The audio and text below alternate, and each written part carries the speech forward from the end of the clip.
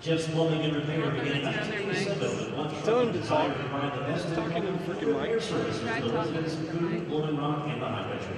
Today, with multiple crews, so this one's mute somehow. Because we're getting signal for that one, but this one's, I don't know how to get off that. I can hear that. I can hear that now. Good evening and welcome inside Holmes Convocation Center for tonight's American Arena League matchup between the Peach State Cats, whose record stands at 0-4, and your High Country Grizzlies, who are currently 1-4. This young Grizzlies organization has improved week by week and are inching closer to putting more wins in the win column. Last time out against the Atlanta Havoc, things didn't go the Grizzlies' way, and after talking to head coach Scott Meserve and some of the players, the theme has been consistent across the team, and that theme is finishing. Finishing plays, finishing tackles, finishing positions. Now I'm hearing just us. Role, and that is what the Grizzlies team has been focusing on all week. Once again, thank you for tuning into the High Country Grizzlies football on the High Country Grizzlies YouTube network. I'm Mackie Gallagher, and to my right is my broadcasting partner, Gray Salter. Now I'm hearing us again.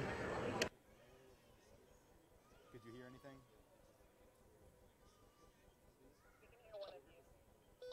I didn't say anything. Only one of us were talking, but like, is the static a problem?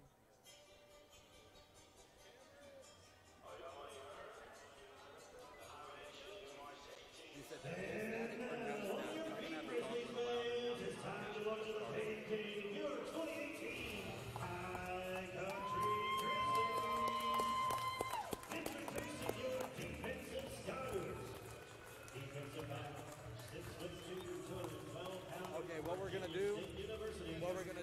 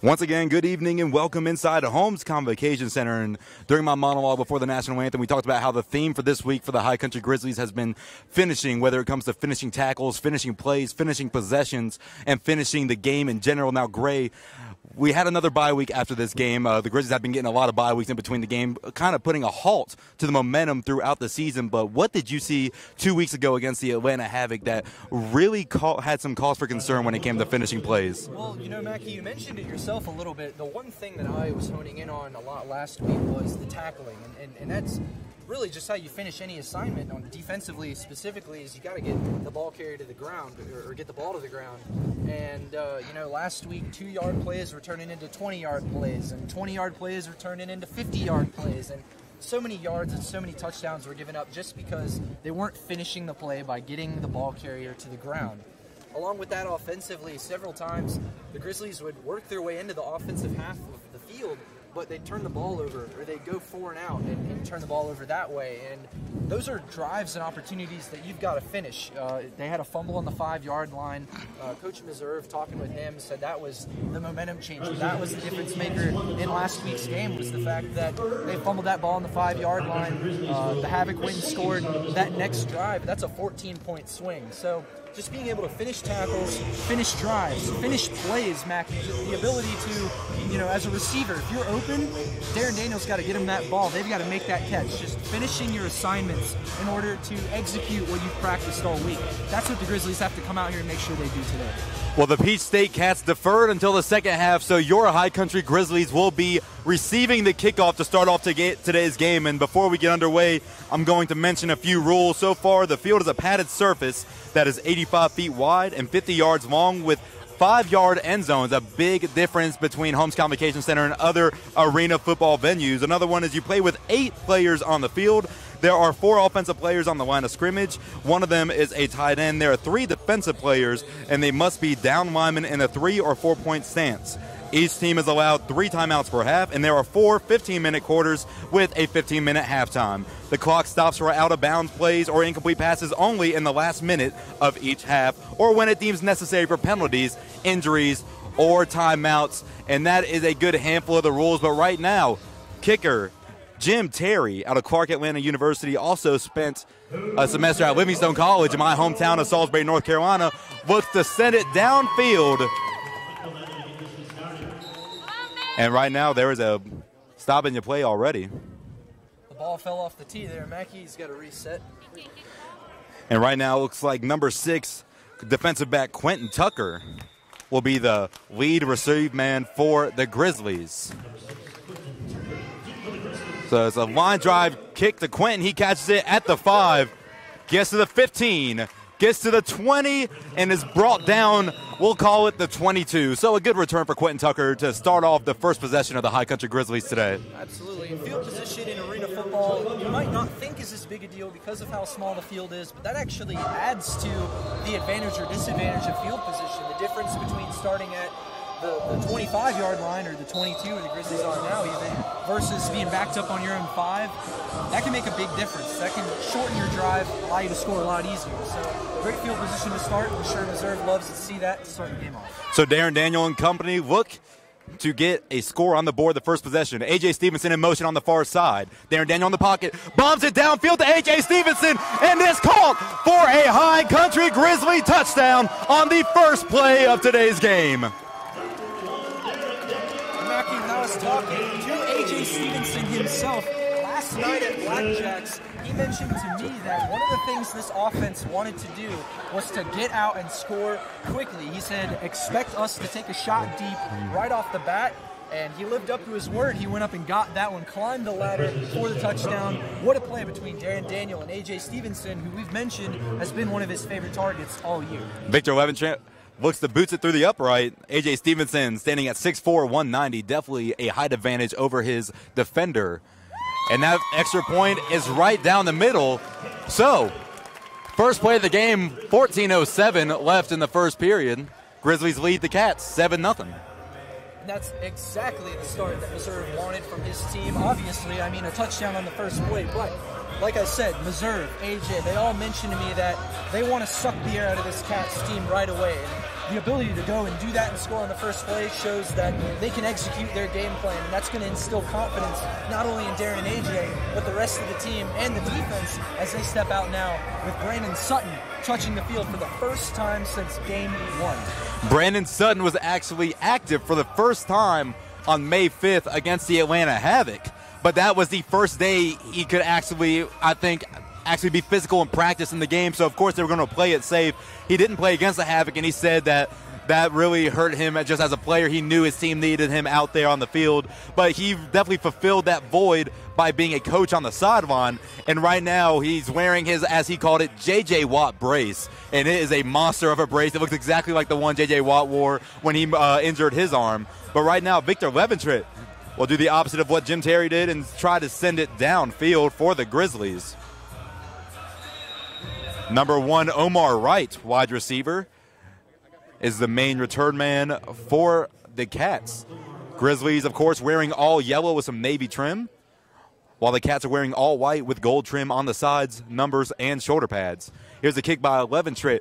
Boot downfield, hit about the 15-yard line. It's bobbled a little bit. He gets to the 10. He breaks through a few defenders, and he is dragged down by Gerard Holloman.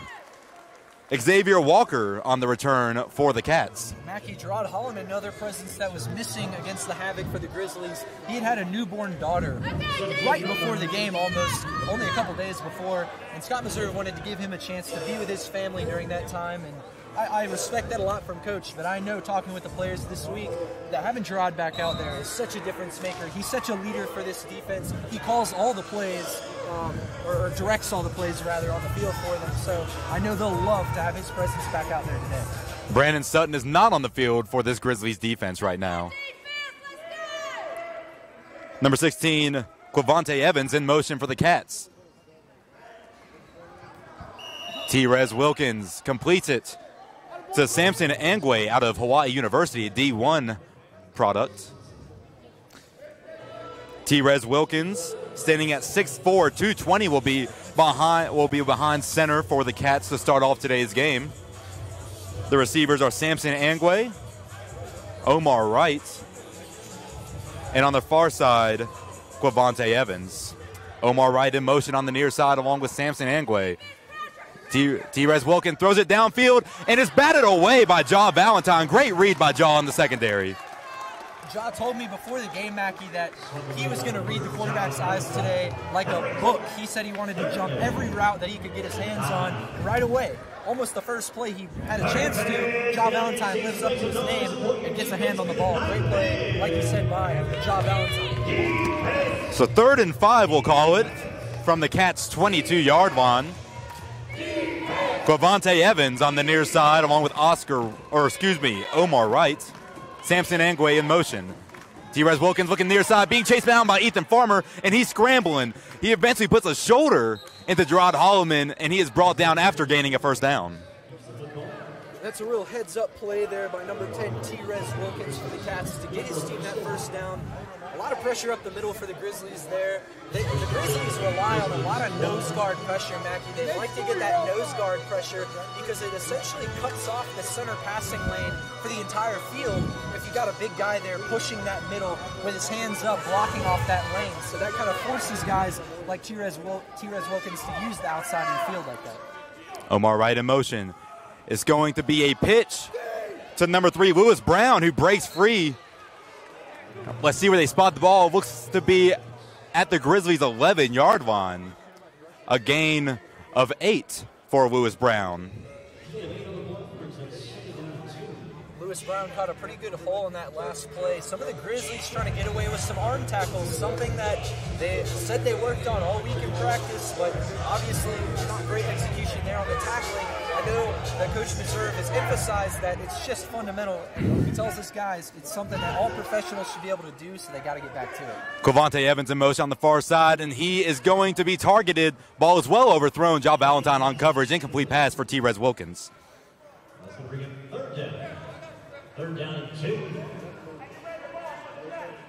Jaw Valentine's a tough guy, Mackie, to try to sky the ball over like that. He's a pretty sizable opponent. He's 6'2", he's 212 pounds. He spent a good amount of time in his career associating with along with the Sutton Sting, Omaha Beef, and Cape Fear Heroes, but he really has shown his best play here at the Grizzlies.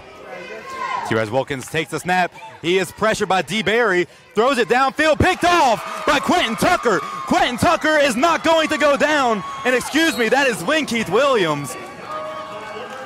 And he gets an interception and returns it to the 17-yard line of the Peach State Cats, and I'm going to go ahead and apologize to Quentin Tucker. He came up to us before the game and said, please don't get me mixed up with Keith Williams. They do wear number 6, and Keith Williams wears number 9, and they both have an amazing set of dreads. So I'm sorry, Quentin. It is hard to kind of distinguish you two, especially when the jerseys are rolled up.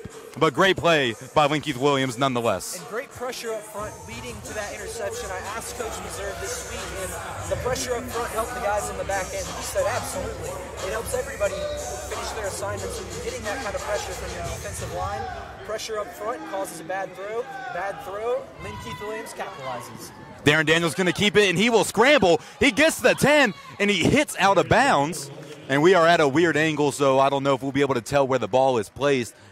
And it appears to be about the 7. I would say the 7 or 8, but it is a first down for the Grizzlies in the red zone. Mackie, Coach Meserve mentioned to me that the Cats like to play a lot of man-to-man defense. Last week, or 2 weeks ago rather, when they played the Havoc, they had trouble scoring once they got down inside the 10. He said, I'm going to be using a lot of pick routes, having my receivers cross each other to hold up those corners since they play so much man. Maybe look for that down here near the goal line. Drake White is in motion. He is hit hard off the line of scrimmage. Darrin Daniel looking. He can't find anybody, and he will throw it to safety, and no one was open, so incomplete pass for Darrin Daniel. I'd say that's a smart decision there by Darrin Daniel, just to get rid of that football, allow himself another down to live on offense. You know, decision-making's been something he's wanted to improve on all season. Coach Meserve's wanted him to work on that all season, and right there, nothing really going for him. Doesn't try to force it, just throws the ball into the dirt. I like the decision there by Darrin Daniel to keep his offense alive. So Marcus Haynes will be the tight end for the Grizzlies. A new receiver to keep an eye out is the one in motion, number 11, Jared Harris.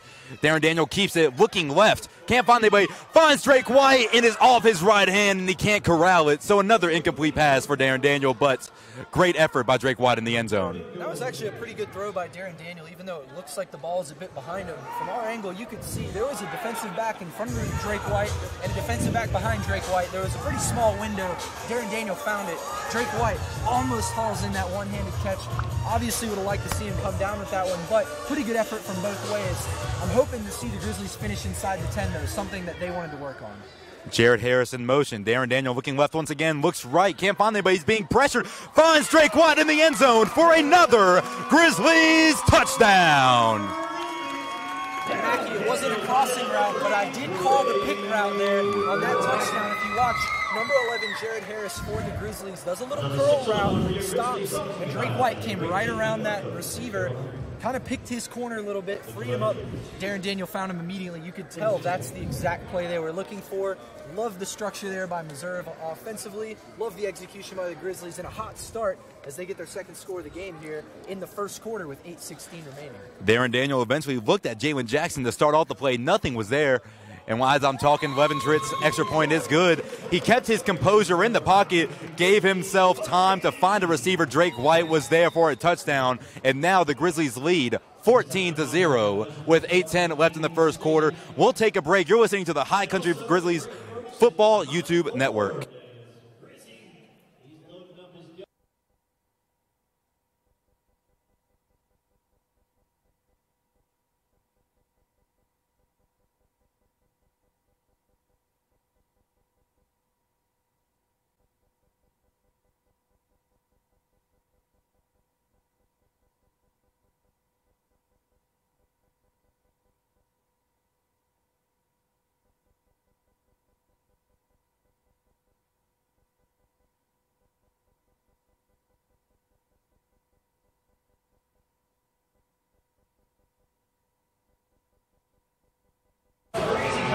Welcome back inside Holmes Convocation Center.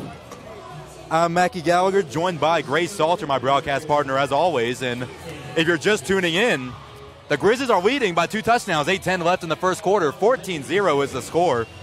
the first game of the first play of the possession of the game for the Grizzlies was a 29-yard touchdown pass from Darrin Daniel to A.J. Stevenson in the left corner of the end zone. And then right before our break, Darrin Daniel stayed in the pocket and found Drake White all alone in another small window for another touchdown on consecutive possessions, something that we haven't been seeing from the Grizzlies so far this year. So 14-0 is the score. Grizzlies lead. Victor kicks it off downfield, bounces at the 13, and it will be picked up once again, and he is making some moves and brought down at the 23-yard line of the Peach State Cats. Javon Horton out of Point University, defensive back for Peach State, was the return on that kickoff. You know, you talk about, Mackey, the presence that Gerard Holloman has for this team. Already 2 special teams plays for the Cats, 2 tackles for Gerard Holloman. He's just that kind of guy. He does everything for this team, and he's right back out there again, leading this defense. Like I said, what a presence to be back for the Grizzlies defense, and what a huge help he can be for this team. They're so much better when he's on the field. All receivers on the far side. Samson Angwe is in motion. It's a muffled snap, and it's picked up by the fullback, and he somehow gets positive yards on the play and is brought down, being chased by Ethan Farmer and eventually touched down by Quentin Tucker. Number 3, Lewis Brown once again making some moves to turn a horrible start into a positive play for the Cats. And that was all thanks to Lewis Brown that play didn't go for a big loss. A couple Grizzlies in the backfield there putting great pressure on them, escaped some tackles, gained about 4 yards on the play. That's good work. Some shiftiness when they needed it most. T-Rez Wilkins will work out the shotgun as he has done all game. Quavante Evans in motion. You can hear John Valentine speaking with his defense. T-Rez Wilkins looking right at Quavante. He's being pressured by D. Barry, and it is a sack. D. Barry was the first to make contact, and look at him. He is happy that he was able to get in the backfield, and look who is right there to congratulate him, Ethan Farmer and Brandon Sutton. And I think you can almost credit that as a third tackle to about 3 different Grizzlies. 3 Grizzlies that have meant so much to this organization. Brandon Sutton, D. Barry, and Ethan Farmer all in on that play. That's 3 Grizzly vets at their finest for you right there, Grizzly Nation. You can see just having those returners in Gerard Holloman and Brandon Sutton, who were deeply missed last week, coming back in the energy they are providing this team. D. Barry was the first one to grab T-Rez. And then, of course, Ethan Farmer, Brandon Sutton came in to help him out and bring him down. Quavante Evans in motion. Here is the snap. T-Rez Wilkins drops back. The pocket collapsed once again. He is grabbed by Brandon Sutton, and there is a fumble in the backfield, and it is recovered by your Grizzlies. And what a play there by Brandon Sutton, getting a piece of the arm of the number 10, T-Rez Wilkins for the Cats. And that is a fantastic defensive pressure there up on the line. And that makes the play in the secondary so much more effective for this team. When the up front is working offensively and defensively, this team is so much better and so deadly in a plethora of different ways. And Sutton coming back strong already with a forced fumble. Exactly. Sutton helped out on that sack just a play prior, then now he gets a strip sack to give his team the ball, and something that Meserve wanted to put emphasis on by getting the ball to the offense from the defense. Darrin Daniel looks at A.J. Stevenson, who's wide open in the end zone, and that ball is caught, and it's another Grizzlies touchdown. Darrin Daniel to A.J. Stevenson for another touchdown in the first quarter. Darrin Daniel and these receivers are making it look easy, Mackie. I mean, that's a great route from A.J. Stevenson. Made a great little footwork breakdown there, and Darrin Daniel finding him exactly where it needed to be. A little low, so the defensive back didn't have time to get to it, and exactly out of his reach. Great catch by A.J. Stevenson, and all around, fantastic execution from this offense today. I know this is exactly the kind of start they wanted to have. Now, Gray, you were at the pregame show at Blackjack's. Extra point by Victor Leventritt is good. You were at the pregame show at Blackjack's Pub and Grill in West Jefferson, and John Valentine told you something, and I would like you to tell our fans, because right there, he just added on to his plan. John Valentine told me, Mackie, that the defense would be responsible for 21 points on the board today. And you know what? I don't care what anybody says. I count that. Sutton getting that strip sack, you pick the ball back up, and you score the next play. Offensive execution's been great, but defense set up that play from the get-go. I love the confidence from Ja Valentine, and I like that he's following through with his word today, Mackie. I like when guys can live up to what they tell me on the field. 5:43 left in the first quarter. Grizzlies lead 21-0. one of those touchdowns coming from A.J. Stevenson, another one from Drake White, and then just then another touchdown reception for A.J. Stevenson off what you said, great footwork. After he made that cut, he was all alone in the left corner of the end zone where he made that first touchdown catch. So right now, Grizzlies have a lot of momentum, and we just got over halfway through the first quarter. Mackie, this is the electrifying Grizzlies team that we've known was there all season. It was just a matter of putting all the pieces together. And you know what they have today? They have some great young leaders. They got Quentin Tucker. They've got Tavius Otis. They've got some great veteran leaders. Brandon Sutton, Ethan Farmer, Gerard Holloman. All these guys coming together, and their talent spectrum is so great. And this team is so fun to watch, and they're at their finest. And that's what we've seen so far in the first quarter today. Levenshire boots it downfield. He's been targeting that left side of the field. It's bobbled, and he is staying on the right side, wrapped up by Drake White, and brought down at the 17-yard line. Returner was once again number 8, Javon Horton. And with that color scheme, with the gold and white, it is from far away kind of hard to see the numbers on the back of the jerseys. They blend in very well together. But now that monster defensive unit that we just saw get some points on the board for the offense is back onto the field, along with Ethan Farmer. Right now, no Brandon Sutton.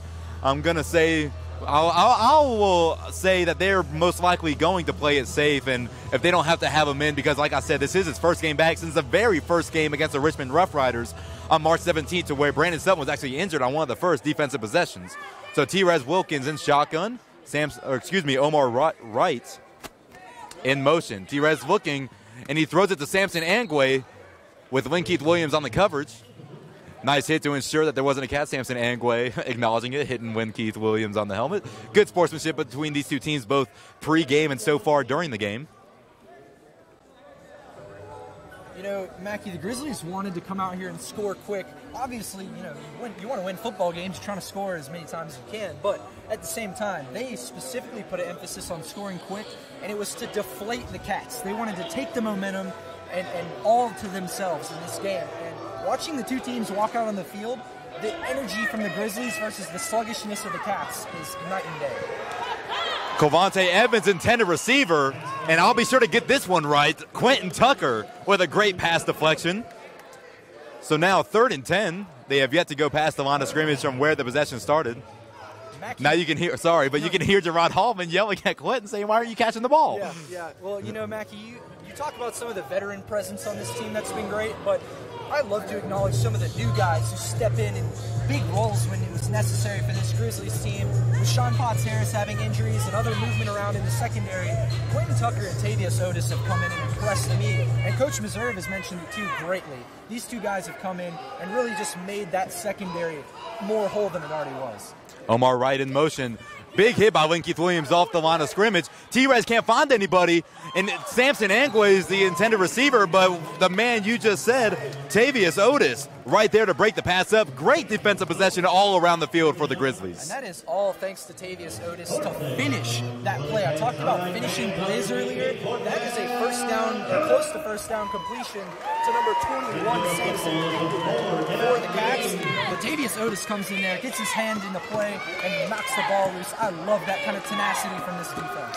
Linkeith Williams got the man in motion right off the line of scrimmage. You can tell that T-Rez Wilkins was a little frazzled because his first option was no longer there. So like I said, great defensive possession all around. And we talked about how in the past games, how defense has been somewhat of a problem in certain times of the game. So far, that is not the story here today. Absolutely not. The crispness of this defense today has really impressed me, and I think it's what Scott Meserve, the fans, ourselves, and the team have really been waiting to see all season. It's just that unit come together. Some weeks the secondary is playing well, but the pressure up front and the rushing defense hasn't been great. Other weeks the rushing defense and the pressure is great, but there's some breakdowns downfield. And this time, you know what, it's all starting to gel together a little bit, and you're starting to see this Grizzly defense at its finest. Right now there's a timeout by the Peach State Cats, so we'll go over some stats right now. The Grizzlies have 66 yards of total offense, while the Peach State Cats only have 16. Score 21-0, 3:33 left in the first quarter. A big jump for the Grizzlies from last week, who had some trouble getting going early, and that's been the theme, is finishing. And then in the coach's show, in the pregame show, both players and Coach Meserve said they wanted to get out early, and that's exactly what they're doing. Omar Wright in motion on the far side. Clavante Evans on the near side. T-Rez Wilkin being pressured by Antonio Jemison, and he is slammed down by Jemison, the nose guard for the Grizzlies. Another monster hit by this Grizzlies defensive line, and that was on 4th down, so the defense is giving the offense the ball once again for 2 straight possessions. The defense, again, coming up strong there. This offensive line for the Cats just cannot handle the relentless pressure of the Grizzlies' infamous defensive line. This defensive line is giving people trouble all year long, and it continues today. Great play by Antonio Jemison and that whole unit. So right now we have Drake White on the far side along with A.J. Stevenson, and then Jared Harris on the near side, and now he will be in motion to the far side. Darrin Daniel, handoff to Jalen Jackson, makes a spin move. He's still trucking his way through this defense and gets a gain of 7, and he is brought down at the Peach State 3-yard line. So a big run for Jalen Jackson on his first rushing attempt of the game. He forced Jai Webb and Javon Horton both to have to contribute to that tackle because Jalen Jackson was not going to go down for one defender. Absolutely not. Kept his legs moving. That's what you got to do as a running back in this league. Jared Harris in motion. Jalen Jackson will get the ball once again, and he powers his way through for another Grizzlies touchdown. I love the celebration there by number 73, DeMarcus Whitehurst for the Grizzlies, just falling right onto his back. Almost looked like a tree falling down in the woods over there, huh?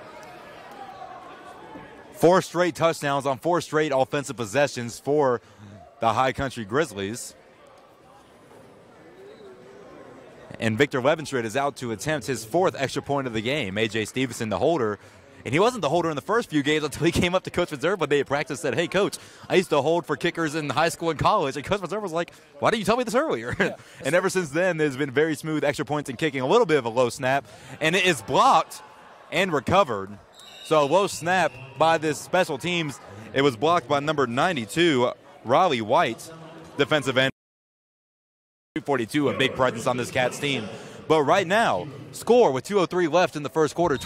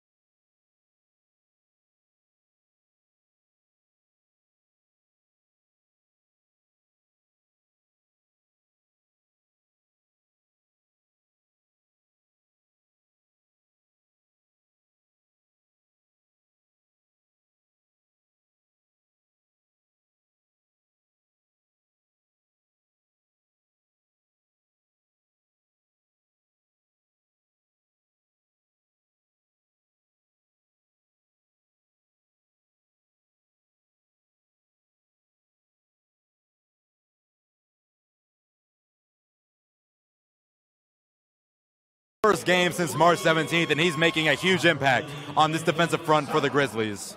With only 3 guys in that backfield, Mackie, it starts to make it really tough to block more than 3 guys on the other side. The Grizzlies are rushing 3 or 4 every time.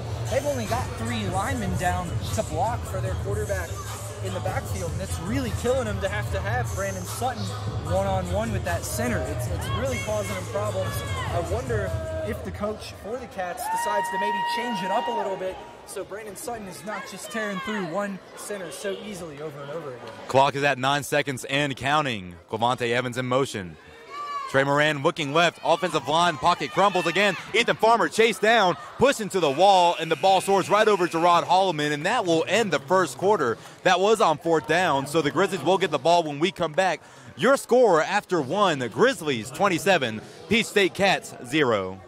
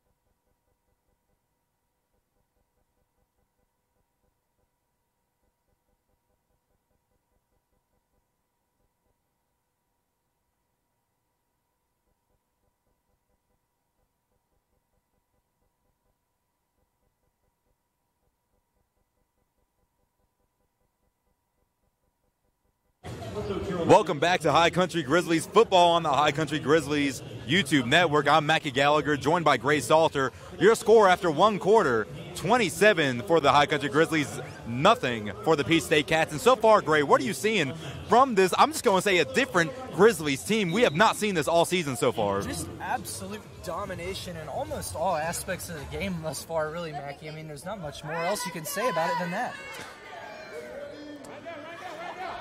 Jared Harris in motion. Darrin Daniel will keep it. Runs left. Makes his way through the line of scrimmage. He is still up. Gets to the 10-yard line to where he falls. The ball does come loose, but it looks like the officials will call the play dead when Darrin Daniel hit the ground. It's great seeing the legs of this Grizzlies offense being utilized. We knew that this power was there when it came to the rushing.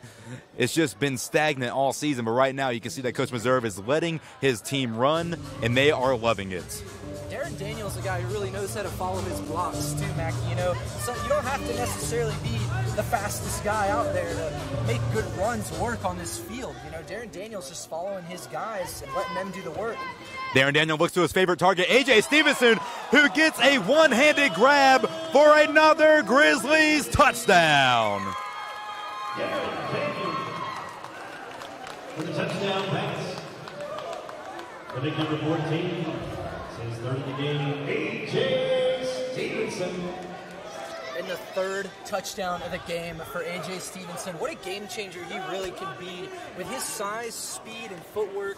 Also his great hands. I mean, he can catch pretty much anything that comes near him.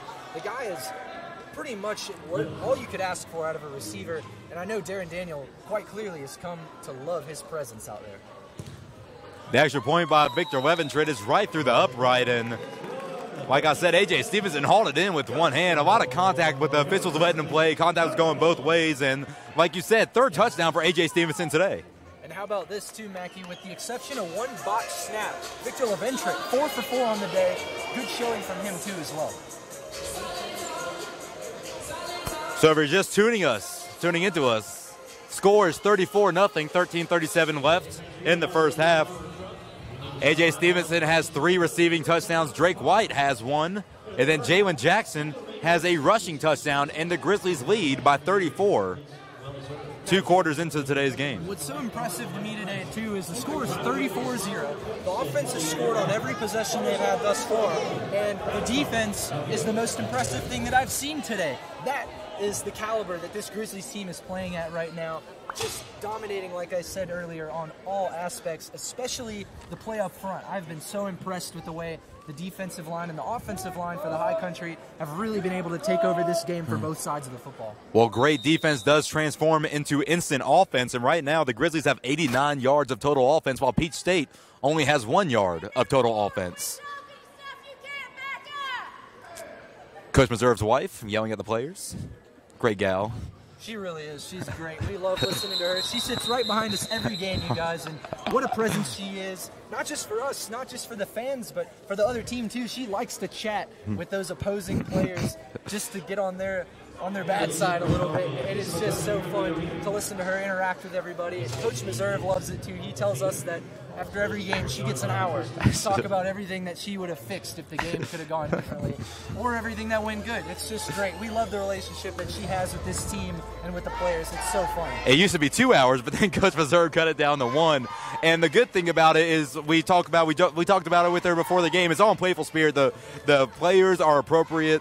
They don't say anything harmful, and she does the same thing back. And we talk to players all the time from every team, and that's something different about arena football than any other sport in the world, is just how close the fans are to the field, and it allows the interaction between players and the fans. And right now we have a penalty on the field. I believe they're going to get the Cats for a delay of game here, Mackie. They were coming off a timeout, but I don't think they got set from their huddle quick enough.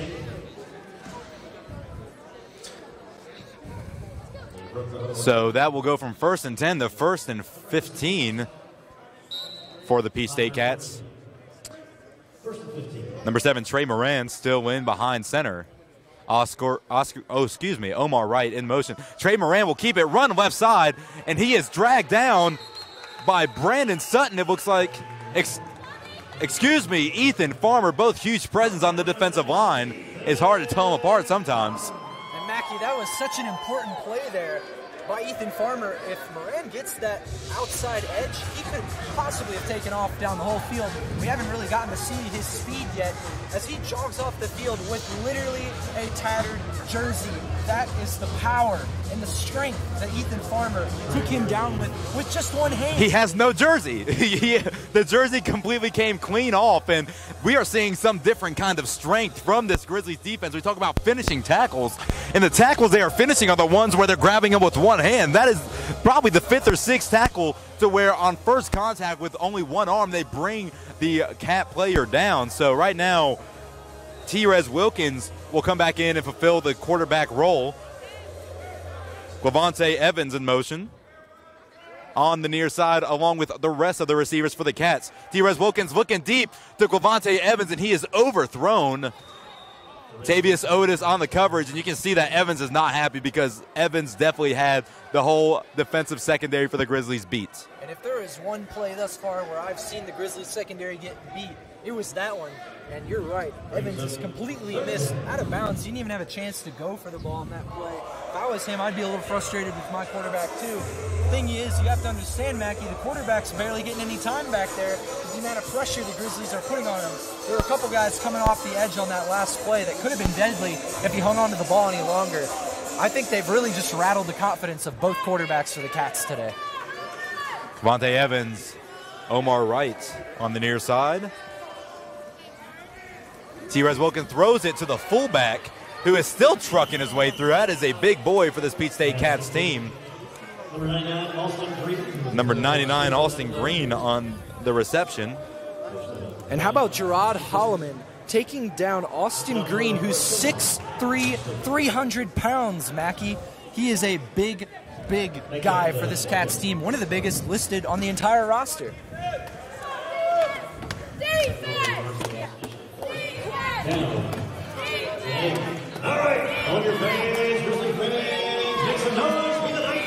So T-Rez Wilkins in shotgun once again. The pressure being provided by this Grizzlies defensive line, and he overthrows Clavante Evans. So that will end that offensive possession for the Cats, and the Grizzlies will come back on the field. You know, Mackie, on that last play, one thing that I'd like to maybe see the Grizzlies improve on now that they have the opportunity and the chance to work on some of their dynamics now that they're up 34-0 is, you know, the secondary on that last play actually kind of had a bit of a breakdown again. They sent 2 guys deep with the deep receiver, leaving Evans wide open in the middle of the field, and again, just overthrown really due to the pressure of the Grizzlies up front. Lucky there a little bit in the secondary that the pressure was able to be had up front by that Grizzly defensive line, because otherwise that throw could have gone for a completion and a lot more. So another timeout by Peach State, their final timeout. 10:54 left in the first half. Grizzlies lead 34-0. We'll take the timeout with them. You're watching High Country Grizzlies football on the High Country Grizzlies YouTube network.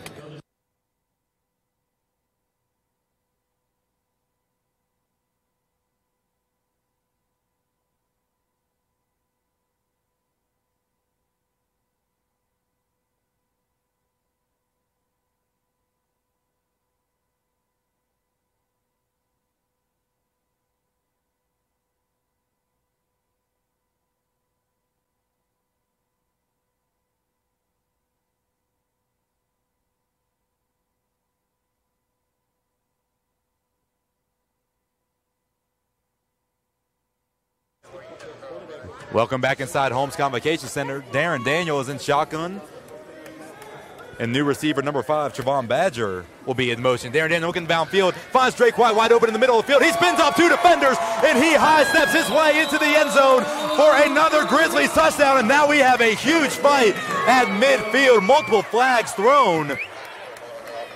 I don't know what called that, but that was pretty nasty. There are 2 flags on the field right now. We'll see if that will negate the touchdown for the Grizzlies. I sure hope not.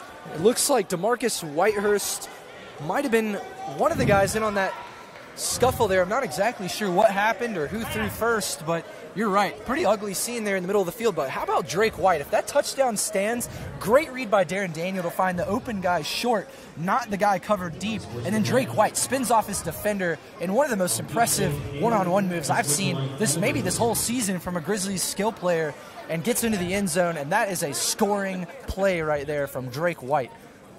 And right now it looks like the referee is talking to both coaches. First indication, it looks like it's going to be unsportsmanlike conduct on both the Peach State Cat player and a Grizzly player. If that were the case, Mackie, then both penalties would cancel each other out, resulting in a Grizzlies score. And that's what looks like what happened. I don't know if we got an official call so far. The Grizzlies offense is headed off the field. It looks like their special teams unit is on. Victor LeVentre getting set to make his place kick, so it seems like the score will count for the Grizzlies. And like you said, I just want to talk about Drake White. Drake White saw that 2 defenders were coming after him, and he spun away to leave a wide open end zone for him in the middle of the field. So that's Drake White's 2nd touchdown reception of the game. And LeVentre will look to boot this through the uprights once again. For any of you fans, as Victor LeVentre gets set to kick this, it is up and good.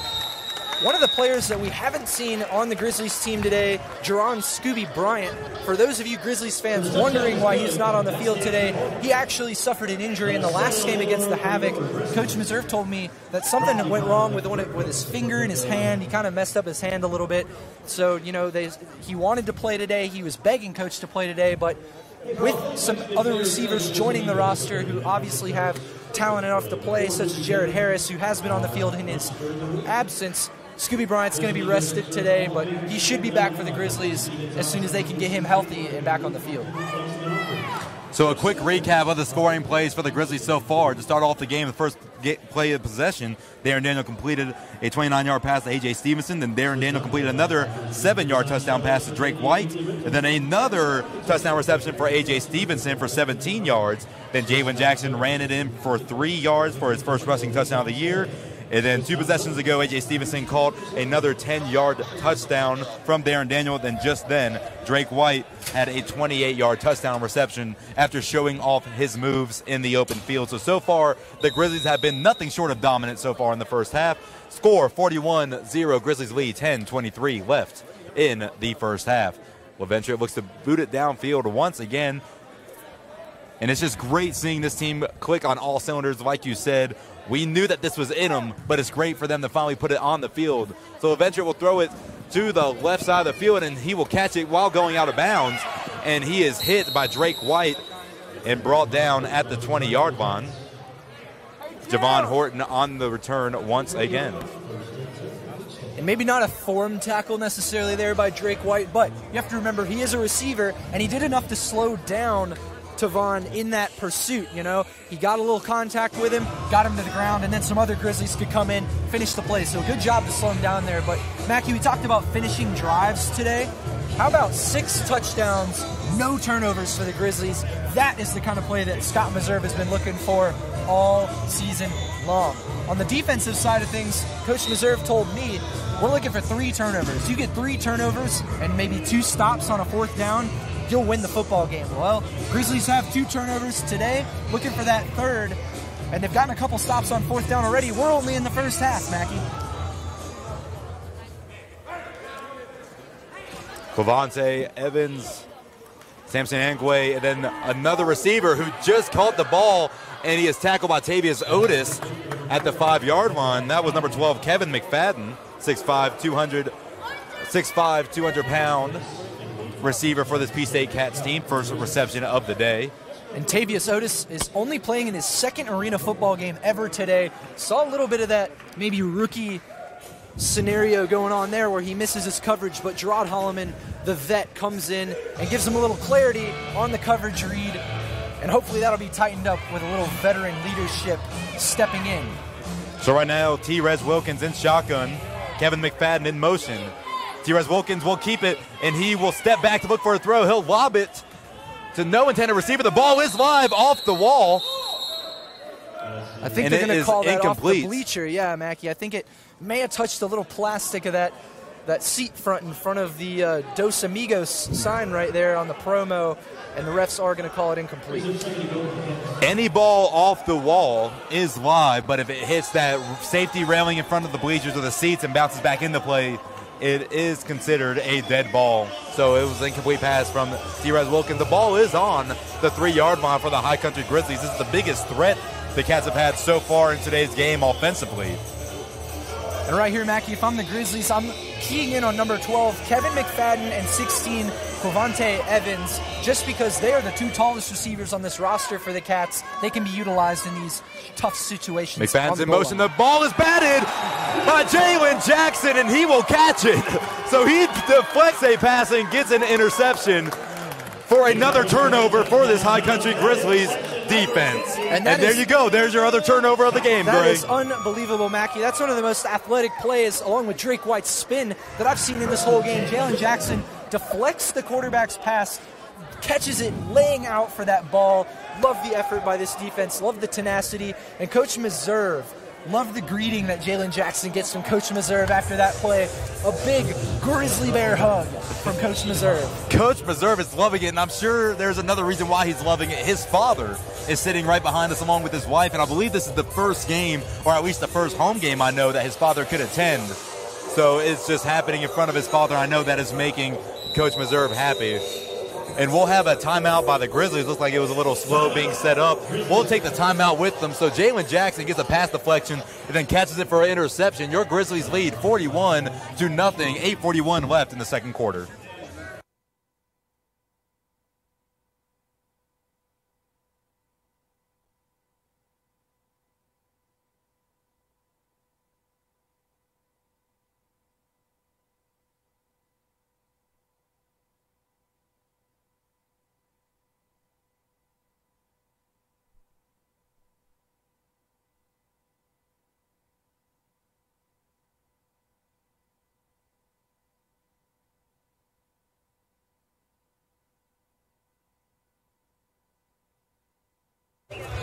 Darrin Daniel will be in shotgun along with D. Berry beside him. And then Trayvon Badger in motion.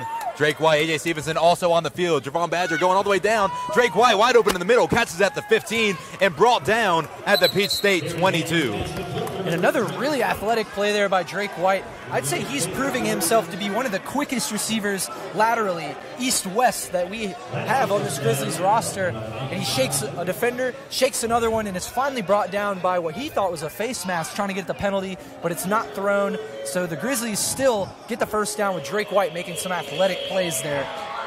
Drake White is a great route runner for this offense. Every time he makes that hard cut, that's the third consecutive time he was wide open for a catch in the middle of the field. A.J. Stevenson will be in motion, and we have a flag on the play. We'll look to the referee to see what happens.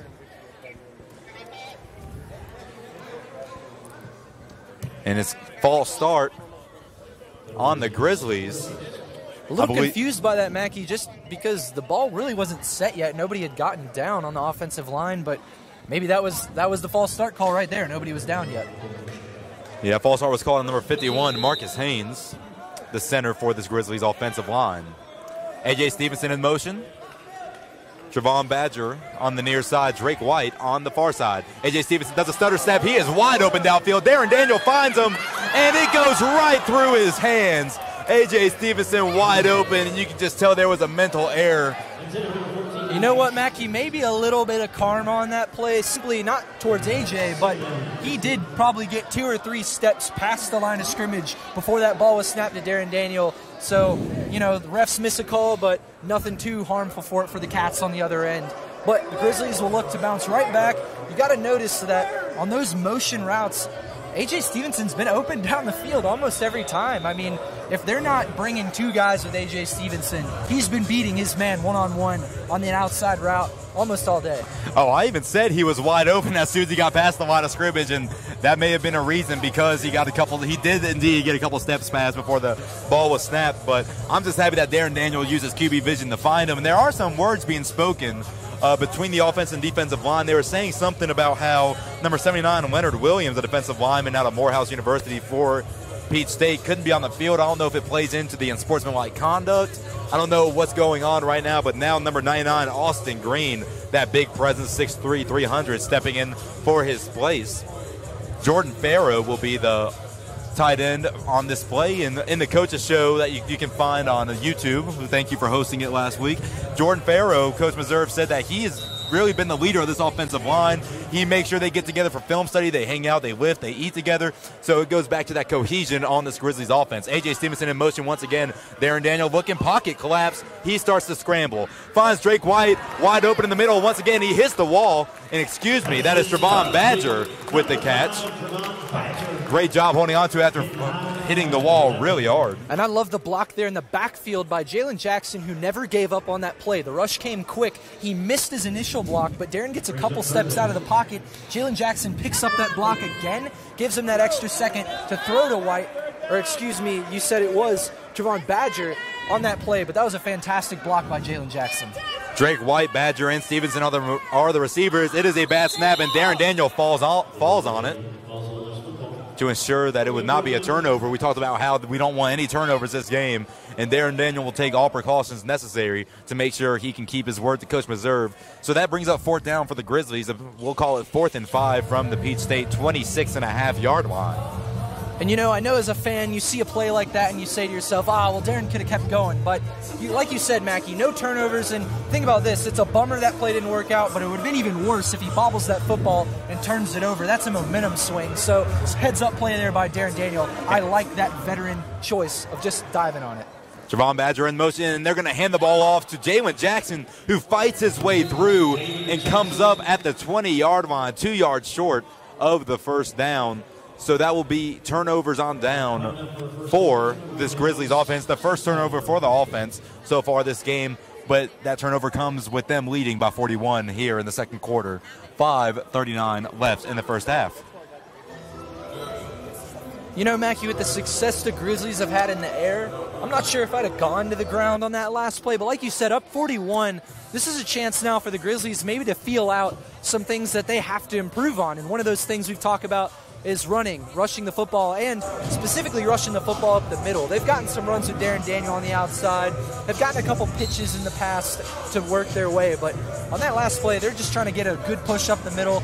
I actually kind of like the fact that the Grizzlies are trying that out in that situation, maybe even catch the Cats off guard a little bit, but all in all, it helps them improve on some things that maybe they needed to work on. Darrin Daniel, 7 for 10, 116 yards through the air. T-Rez Wilkins, pocket collapse, finds Quavante Evans at the 20-yard line, and he is brought down hard by Linkeith Williams. That is very close to the first down marker. We'll see if they move the chains.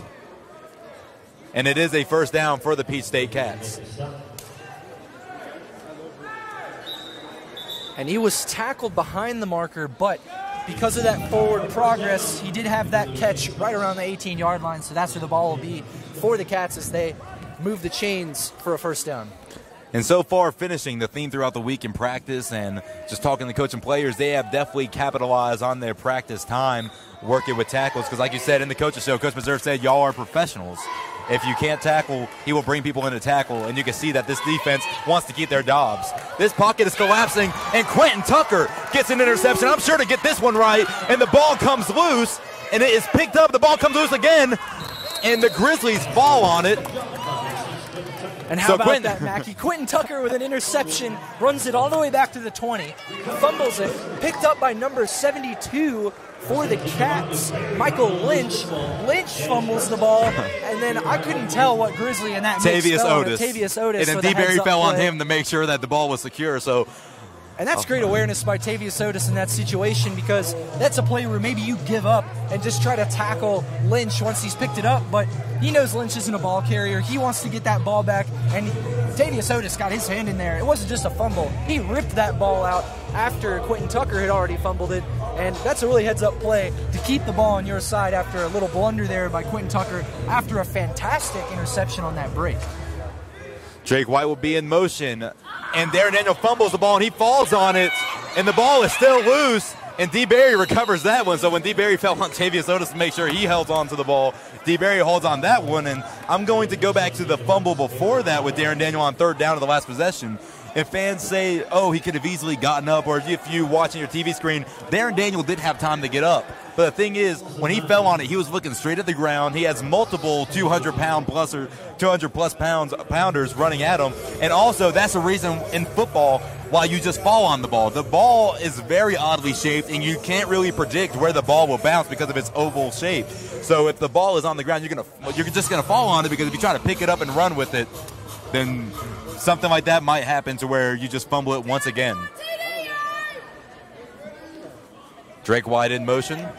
Darrin Daniel catches this snap, looks downfield, finds Drake White. A flag is on the play. I believe they may get number 8 for the Cats, Javon Horton. It looked like he was holding the jersey a little bit. Interference there. I think that Darrin Daniel's throw is going to lead White perfectly to the end zone, but a little handsy there by Javon Horton, and I think they're going to get him, for a pass interference, and that'll move the chains for this Grizzlies offense. Or it should. I would think that they get an automatic first down for a pass interference, correct? Well, the referee did look over here, and it seemed that they would just say it was holding, because I think he just grabbed the jersey. I don't think he really obstructed the route. He just slowed him down. But you are right. It is a first down, because the holding did occur past the first down marker. So the ball is placed on the Cats' 21-yard line. In this formation, we have Drake White on the near side, A.J. Stevenson right beside him, and then Badger on the far side, who will be in motion, and he will join the rest of his receiving core on the near side. Darrin Daniel hands the ball off to D-Berry on first down, who is stopped pretty much at the line of scrimmage, and the play is called dead. D-Berry never really had a hole to run through there. Kind of had to make his own way, and enough Cats to slow down DeMarcus Berry. But Berry stands at 6'3", 270. That is no easy task. Cats do a good job of locking him up there at the line of scrimmage. The Grizzlies won't lose yards, but they won't gain any either. Second down with about 3:38 left to go in the second quarter. Your High Country Grizzlies lead by 41. They put up 41 on offense, and the Cats have yet to get themselves on the scoreboard. Javon Badger in motion. Snap to Darrin Daniel. Looks right at Badger, and it is thrown short. Hit the ground right before Badger, so that brings up 3rd and 10 for this Grizzlies offense. A little miscue there by Darrin Daniel, missing a wide-open receiver. But for the most part today, he's been pretty crisp, hitting his guys on all cylinders. Completion percentage pretty sharp today for Darrin Daniel. I'm impressed with what he's been doing. Just got to tighten up some of those short throws. Sometimes I feel like he's more accurate on the deep throws than he is on those little checkdowns. Something that maybe he wants to work on a little bit in practice moving forward, making sure that all aspects of his game are in tune. Darrin Daniel has 108 yards on 66% completion rating right now. Another high snap for Daniel. He catches it, throws it downfield to Drake White. overthrown in the end zone, so incomplete for Darrin Daniel, and the clock will stop. And another miss there by Daniel on that play. It looks like the Grizzlies are going to be moving backwards on a flag, but Drake White had the step. He was wide open. Darrin misses him on the outside left corner towards the end zone.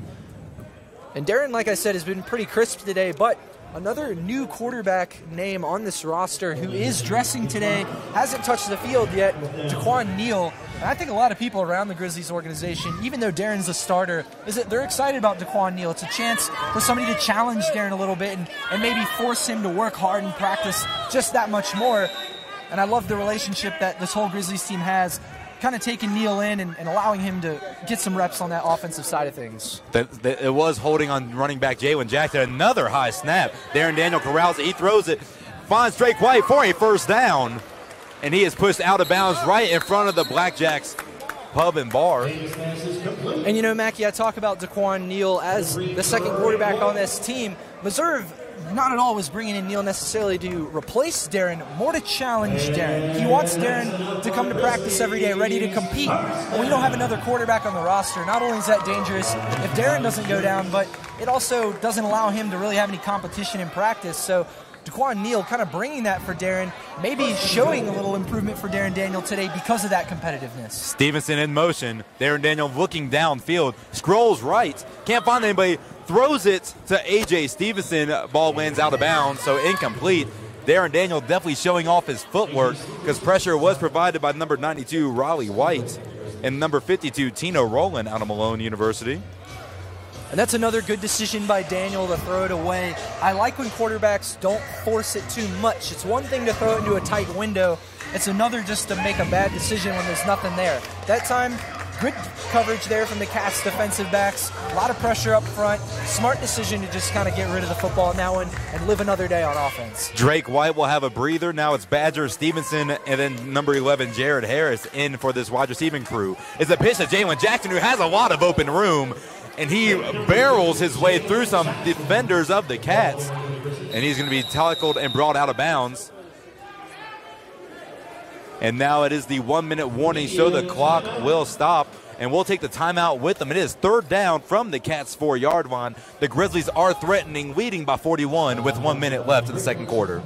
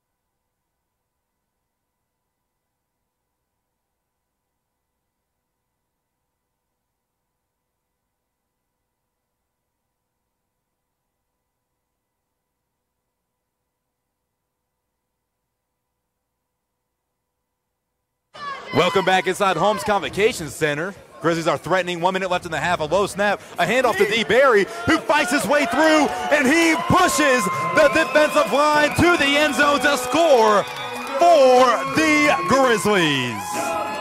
And Mackie, that's the same play we saw from D. Barry about 4 plays before that got stuffed for no gain at the line of scrimmage.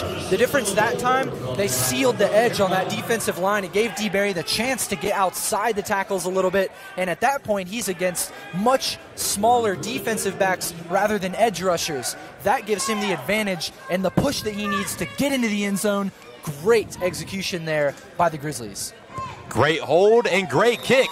Levinger sends it right through the uprights once again to make the lead 48-0. 54 seconds left in the first half, and we'll take one more break before the end of the half.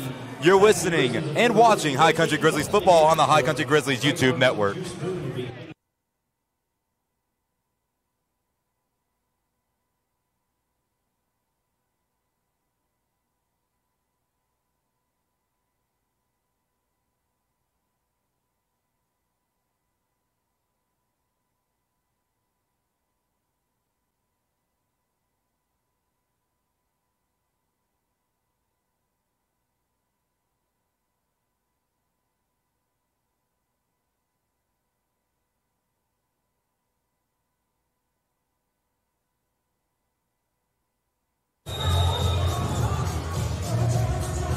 After making yet another extra point, Victor Eventritt looks to send it downfield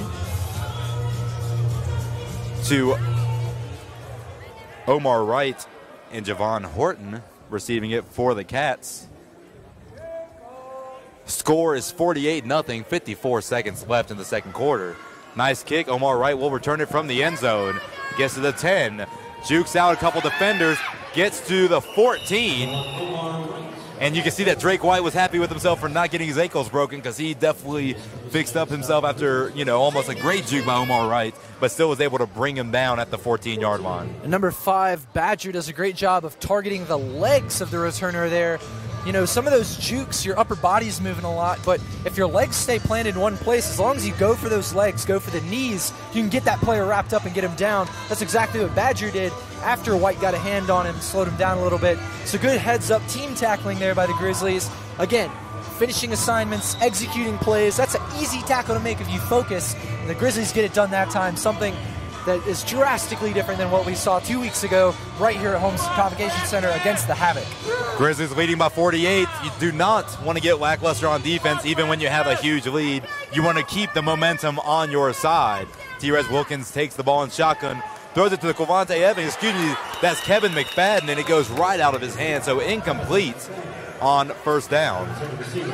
And Mackie, it's pretty clear to me actually that with the coverage schemes of the Grizzlies right now, they're making sure that they don't get that deep shot, that they don't give it up. The Cats can't get anything over their heads. They're kind of allowing those guys who sit closer to the line to have a little more space, but I like that. At this point, you're up 48-0. Don't let anything over the top. No big momentum shift plays. If they happen to complete underneath, just be there to make that tackle. Finish the play. Kevin McFadden, Evans, and Ngwe in for the Cats. Pocket collapsed very quickly, and Gerard Holloman was close to getting that tip throw for another interception for this Grizzlies defense. And you can see that because Reserve wanted it bad. He yelled when Holloman just couldn't get there in time. And for Holloman, that would have been the 3rd interception in 2 games that he's played in back-to-back. He missed the Havoc game, had 2 picks against the Torch about 4 weeks ago when they played here at the Holmes Convocation Center. So you can tell, even playing at that linebacker position, Gerard Holloman is a ball hawk. Actually won the Jim Thrope Award for best defensive back in the entire country, Division I football at Louisville University. So an amazing presence to have him out on that field hawking for that football. Samson Ngwe in motion. A fumbled snap picked up by the fullback number 3, Lewis Brown, and he fights his way back to the line of scrimmage somehow once again. And if you tuned into all of our home broadcasts, we do say that Gerard Holloman has won the Jim Thorpe Award in every single broadcast, but I just want people to understand how big that is. Out of every single defensive back on a Division I college football roster, out of every single one, Gerard Holloman won that award and has proven to be the best defensive back in 2014 when he was with Louisville. He tied an NCAA record with 14 interceptions the year he won that Jim Thrope Award too, Mackie. So he led the NCAA in interceptions and won the award for best defensive back. So, I mean, it's tough to say that there's a guy who's more accomplished really on this Grizzlies team than Gerard Holloman himself. And he is a huge leader on this defense. Coach told me one day how when he first came in, he is a quiet guy. He is a man of very few words. But then once you get to know him, once he gets comfortable, he will just not stop talking. And you can just see before every play, he's talking to his teammates, getting his defense ready. 29 seconds left for the Cats to try to get something going on offense. T-Rez Wilkins takes the ball, pocket collapses again, and the ball is thrown, and the ball hit the ground. Quentin Tucker tried to get an interception, but the ball did hit the ground. It was pretty clear from our angle over here on the side. And that's a heads-up play again, though, by Quentin Tucker. He was sitting pretty deep, had to move forward pretty fast out of his break to get to that football, lays out for it, almost gets there in time, and that would have been his 2nd on the day. He has 2 on the year already, and he's a newer guy on this Grizzlies team compared to some of the other ones, so really impressive that Quentin Tucker is stepping up, forcing turnovers for this team in a way that a lot of other guys, we just don't see that from in this league. They have 23.9 seconds to try to get some more points on the scoreboard before halftime. Darrin Daniel is still the man to call on. He is behind center. Stevenson is in motion. Short drop back. Throws it to a wide open Stevenson. for another Grizzlies touchdown. The third possession to where they scored on the first play today. And that is A.J. Stevenson's fourth, count it, fourth touchdown of the first half, Mackie. Can we expect 8 from him today? I mean, really, it's unbelievable how he is dominating the secondary for the Cats and how Darrin Daniels been able to find him. And on that last play, number 9, Kevin Gill for the Cats tapped his chest saying, my bad, because he really did miss the break on Stevenson's catch there. But a great execution again by the Grizzlies, great finish to that drive, and they're doing everything that they need to right now to stay on top of this leaderboard at 55-0 now. Mike, you said with the exception of that one bad snap, Victor Leventritt is perfect on the day when it comes to extra points, and you just said it, the Grizzlies lead 55-0, 18.4 seconds left in the first half. We'll take a quick break. You're watching the High Country Grizzlies dominate the Peach State Cats.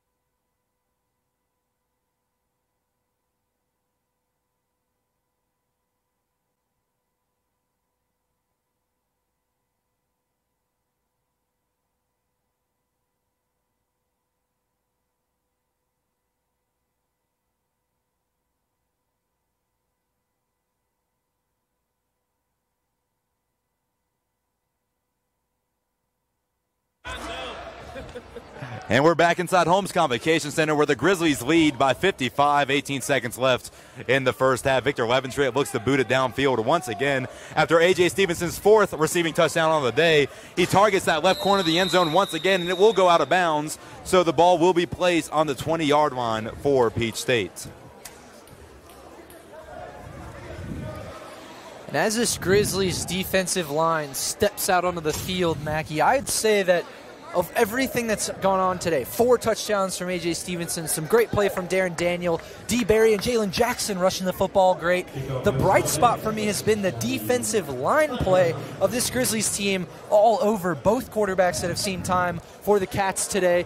Unfortunately, one of them is sitting right now with a torn jersey because the defensive line has been all over him so much, they literally ripped his jersey. I mean, it has been such a tenacious effort from this group. I love it. It is my favorite thing that I've seen thus far from this team, and I love it all. If you're just tuning in, the Grizzlies have dominated the whole half so far, leading 55-0 if you couldn't tell by the score. A.J. Stevenson has 4 touchdowns. DeMarcus Berry has a rushing touchdown along with Jalen Jackson, who has a rushing touchdown. And then Drake White has a pair of touchdowns on the day as well.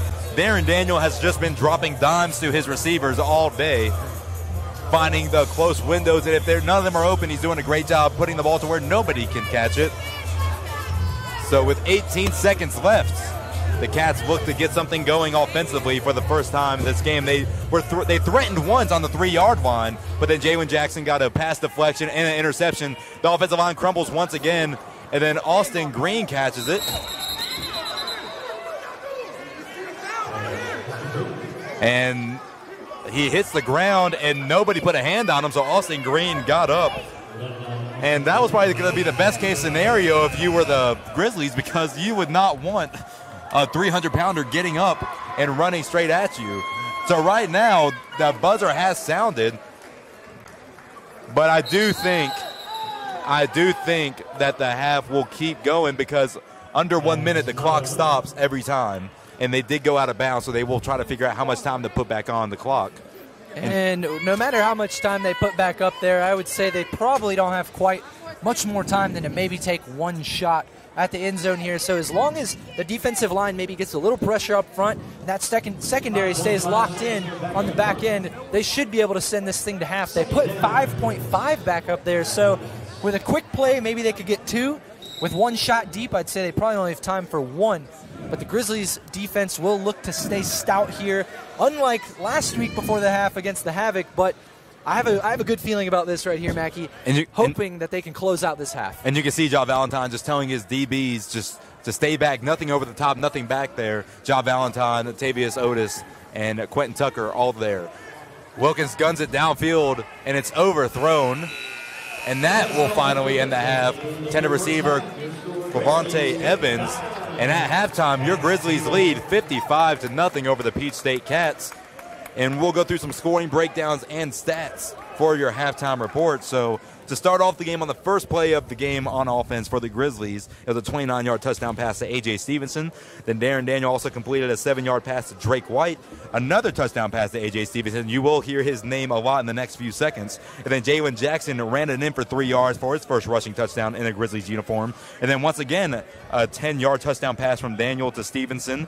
And then Daniel passes to Drake White for his second touchdown of the day for 28 yards. DeMarcus Berry rambles his way through the defense for a 4-yard touchdown run. And then right before the half with 18 seconds left on the clock, A.J. Stevenson caught one in the left corner of the end zone for 14 yards. And with the exception of a low snap, Victor Leventre has been perfect on extra points for the day. And so far, we have seen just a completely different Grizzlies team than we have all season. They are hitting on all cylinders when in the past, sometimes it's honestly been the opposite. And here today, there's really only one thing that I could key into is maybe something they look at as an improvement, and that's the chemistry between Daniel and his center. A couple high snaps, couple low snaps, 2 fumbles, neither resulting in a turnover. Smart plays by Darrin Daniel to keep those from resulting in turnovers. But like you said, Mackie, aside from that, really for me, everything else has been executed almost to perfection today for the Grizzlies.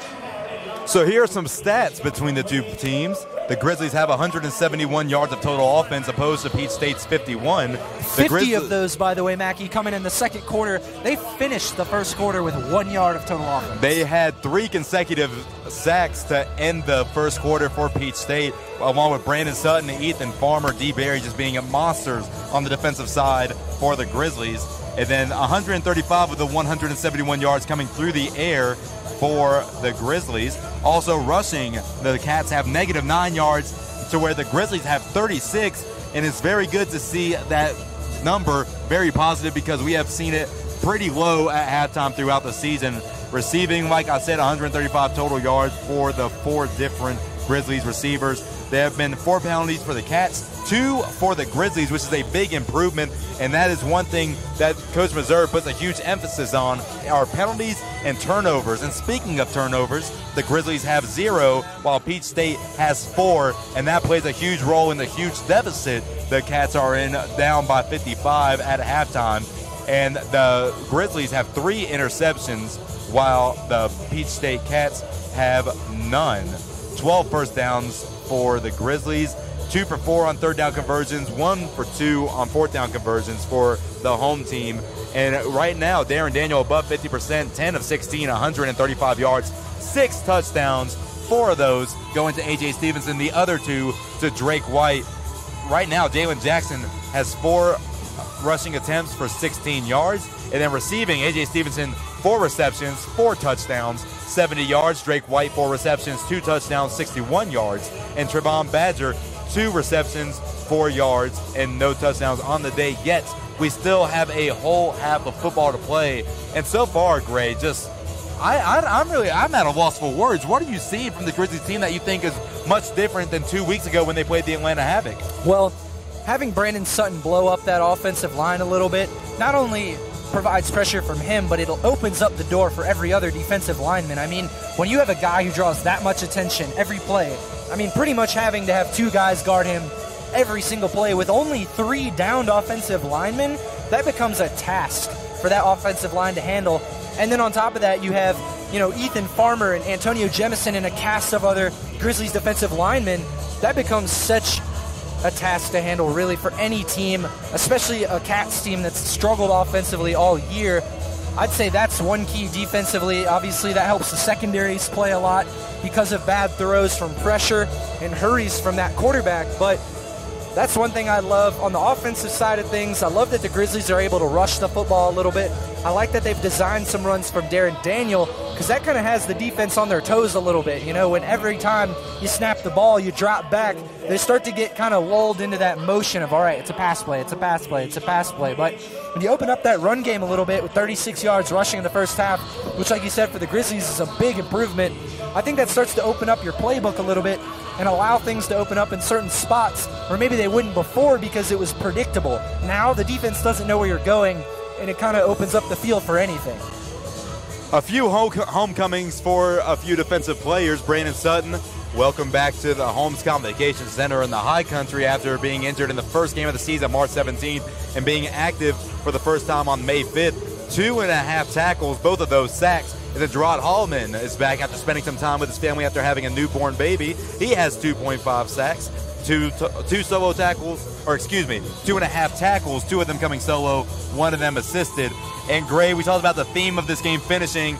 I don't know about you, but I think they are definitely fulfilling their role when it comes to finishing tackles and finishing plays. Absolutely. You talk about the plays, the tackles, the assignments. It is all being finished pretty much to perfection at this point. With aside from, maybe a couple throws, a couple blocks, a couple plays, you can't really ask for a better game from almost anybody on this team. 55-0 kind of explains the narrative thus far. And like you said, almost at a loss for words. This is a team that we knew existed, but we were yet to see, and we're seeing it here today. Once again, score Grizzlies lead by 55. 55 points under the Grizzlies' name on the scoreboard, opposed to the 0 under the Cats' name. And if you want to learn more about the High Country Grizzlies outside of the walls of Home Convocation Center, there is a coaches show on the YouTube page for the High Country Grizzlies called Inside the Coaches Den. There are also a few pregame shows along with myself and Gray Salter. And then also myself and Gray Salter do host a podcast which is found on WASUradio.com called the Bare Necessities Podcast. A new episode is uploaded every week. Once again, your score at halftime, 55-0 Grizzlies lead. That'll do it for our halftime report. We'll be back with about 2 minutes before the kickoff in the third quarter. Thank you for tuning in and watching the High Country Grizzlies on the High Country Grizzlies YouTube network.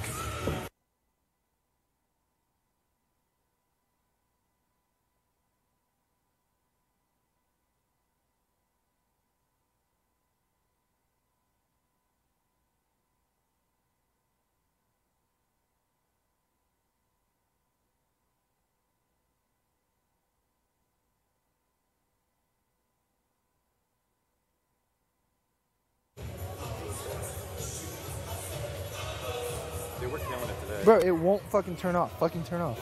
You're hitting the wrong one. No, it's that, right? Yeah, you gotta. I've been doing that.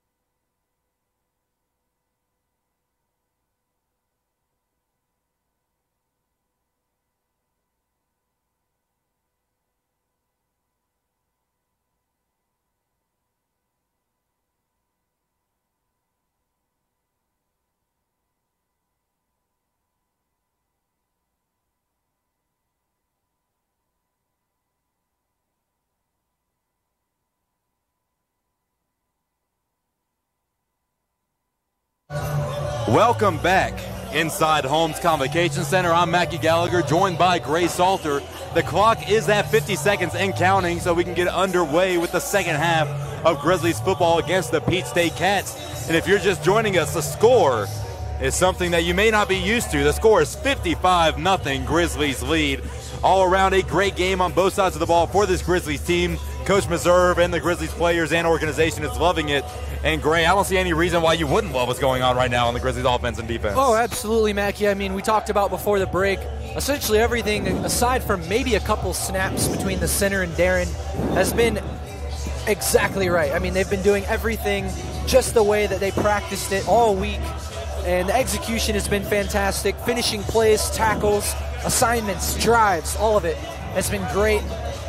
You know, one thing I'm looking for maybe in this second half, Mackie, is really just for them to keep their foot on the gas. You know, when you're up by 55, it can be easy to lose focus. It can be easy to start not doing the fundamental things right, like tackling, like a couple coverage breakdowns potentially. But I have faith this Grizzly team, with the leadership of Scott Meserve and Gerard Holloman and Darrin Daniel and some of those key players on both sides, can keep that momentum going, can keep that foot on the gas. And I know Meserve was shooting high for the scoreboard today, and I'd love to see him continue to do that. You know, it's one thing to put a team in the dirt, but you know, this Grizzlies team has gone through a lot of adversity this year. I think they deserve a game where they stack the scoreboard a little bit, like it's happened against them a few times that we've witnessed. Darrin Daniel having a great day himself, 10 of 16 on passing, 135 yards through the air, 6 touchdowns, 4 of those going to A.J. Stevenson, the other 2 going to Drake White. Jalen Jackson also has a 3-yard rushing touchdown. D. Barry barreled his way through the defense for a 7-yard touchdown run. One thing I'd like to point out really quick, 6 touchdowns from Darrin Daniel, no interceptions. Great little nugget there, just because that's one thing he has been trying to do all season, is cut back on those turnovers, make better decisions, and almost every decision I've seen from Darrin Daniel today has been the right one. Omar Wright and Javon Horton back. Javon Horton will take the ball on the 5-yard line. Makes it to the 15, to the 20. He gets through the defense. He's still up, and nobody's bringing him down. And the ball comes loose, and somehow A.J. Stevenson comes up with it. The ball is dead where A.J. Stevenson was on the ground. I do not know who has the possession. The referee right now is signaling Grizzlies ball. It is going to be the High Country Grizzlies ball, with number 5, Trevon Badger, forcing the fumble there, and he's not even a defensive back. He's a wide receiver, putting in work on special teams. Love to see versatile guys do whatever they can to contribute to the team, and Badger there coming in with a little defensive action to tack on to his solid offensive performance today. And who's there to grab it? A.J. Stevenson, who has to have some sort of glue or something on his gloves. Maybe it's Grizzly Bear honey, I don't know, but something is sticking to his hands today, Mackie. And that ball was right there in his hands right after, like you said, Badger poked it out. Stevenson couldn't be in a better place at a better time than right there. So somehow the Grizzlies get the ball once again with a lead of 55. Clock at 14:40 and counting in the third quarter. Jared Harris in motion for the Grizzlies, all on the near side with Stevenson and Badger. And then the new quarterback in for the Grizzlies, Daquan Neil, spinning his way through, gets a 9-yard run on his first play in a Grizzlies uniform. And that's one thing that Coach Meserve told us about Daquan coming into this game, was the fact that he is super, super mobile. In college, he rushed for 1,147 yards, scored 25 touchdowns on the ground, on top of over 6,000 passing yards and 48 touchdowns through the air. He totaled 73 touchdowns in his college career, and that is some impressive statistical data for you right there on the new quarterback, Daquan Neil. Neil finds Harris on the near side at the 21, and he is brought out of bounds. Tackle made by number 5, Larry Bryant. Neil standing at 6'2", 205, another big QB. Darrin Daniel he's at 6'4", 220. So it's clear that the size is a big, big factor on offense for the Grizzlies, along with the offensive line, and then tall receivers, and then now a new tall QB that Coach Meserve has brought in earlier this week. Daquan Neil has no gloves on his hands. He is going barehanded. Jalen Jackson in the backfield. Daquan Neil will work under center. Harris will be in motion. All receivers are on the far side of your screen. Daquan Neil, a quick pass to A.J. Stevenson for a gain of 4, we'll call it. A.J. Stevenson having a great game receiving for the Grizzlies so far. A few words being exchanged. And you know what, Mackie? I'm noticing something too. A.J. Stevenson right now gloveless as he puts the gloves back on, of course, right when I say that. I was going to say maybe look out for a throw from him downfield with those gloves off. Sometimes when you see receivers take those gloves off, it's because a screen's coming to them like just now. I was thinking maybe that's a setup play, and the next one is a screen to him, but then it's a throw down the field. Maybe watch for some trickeration from the Grizzlies offense a little there, but as AJ straps his gloves back on, my hopes go down a little bit for that one. Never really seen a screen pass option before. A screen pass, and it looked like he took off because he saw the field open. Neil looking left, finds Stevenson, is overthrown. And that will be incomplete for Neil. Coach Meserve's right on. That one needed maybe a little more touch over the top rather than a rifle. AJ definitely had the step there, and maybe a lofty pass would have done him a little better. But still, nonetheless, a good look by Neil on that last play, and the Grizzlies will pick up here on 3rd down at about the 15-yard line. 3rd and 6 for this Grizzlies offense. Mackie Gallagher joined by Gray Salter. Grizzlies lead by 55, 11:55 and counting in the 3rd quarter. Daquan Neil is in shotgun. Jared Harris will be in motion. Javon Badger, Stevenson are the other receivers. Neil will keep it. He will run for a 1st down and go out of bounds. A gain of 9.5 to 10 yards for another Grizzlies 1st down. And move those chains, boys. That's another Grizzlies 1st down. Daquan Neil definitely showing off his footwork and mobility on this offense. We saw Darrin Daniel getting a little more mobile today in a post-game press conference 2 weeks ago after playing the Havoc. Coach Meserve said he'll put all of his trust in any QB he has on the field. If they feel the need to run, then he'll trust them to run. And right now, it has paid dividends for this Grizzlies offense. Jared Harris in motion once again, all receivers on the near side. Hand off to Jalen Jackson. He gets outside, and he runs in untouched for his 2nd rushing touchdown of the game. And that was a punishing run there by Jalen Jackson. Nobody was slowing down him before he got into that end zone, standing at 6'5", 285 pounds. Imagine that, barreling full speed off the edge at you. If I was a defensive back, I don't know if I'd be able to make that play with Jalen Jackson scoring his 2nd touchdown of the day there for the Grizzlies. Solid offensive line play once again with the blocking. And he waltzed into the end zone unscathed. Victor Leventritt sends it. And his first true miss of the day. An impressive showing from him thus far, and that's one he'll like to shake off next time he's back out on the field for a field goal or extra point. So after that touchdown and missed extra point, the score is now 61-0. Grizzlies lead the Cats. You're watching the High Country Grizzlies play some football against the Peach State Cats on the High Country Grizzlies YouTube network. We'll take a quick break. When we come back, the Grizzlies will be on the defensive side of the ball looking to get another stop.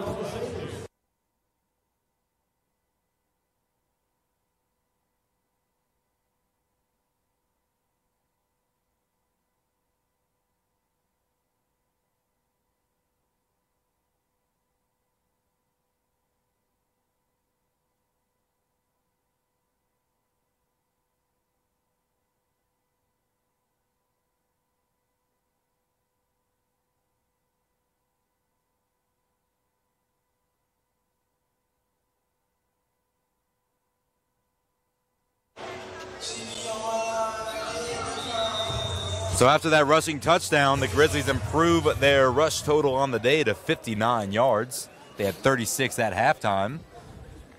Daquan Neil and Jalen Jackson did a great job adding to that rush total. And the ball goes off the hands of Lewis Brown and into the hands of Kevin McFadden. He's juking out some defenders, makes it to midfield, and then he is trying to get stripped by multiple Grizzly defenders, and the ball comes loose. And it looks like that Tavius Otis fell on it. And actually, Kevin McFadden will regain possession. And you can see Jared Harris hyping up his special teams unit after causing a fumble on the 2nd consecutive kickoff return for the Peach State Cats. That's a really heads-up play there by Quentin Tucker, forcing the fumble on that play. That's 2 back-to-back fumbles on special teams plays for this Cats team. And Tavius Otis almost fell on that one. Grizzlies team really playing with a lot of tenacity, a lot of energy. And they are trying to force turnovers at will right now. That defense promised us 21 points on the board off of their turnovers, and we've seen some great stuff from them thus far. Right now they have 7 points off a turnover, and I don't know, would you count the fumble on the last kickoff a defensive turnover? Or do you think that would count towards Ja Valentine's 21-point total? I'm going to make this interesting, and I'm going to say no. All right. I'm going to say, Ja, I expect you and the defense to come up with 14 more for Mackey and myself and the rest of Grizzlies Nation here today. I know you can do it.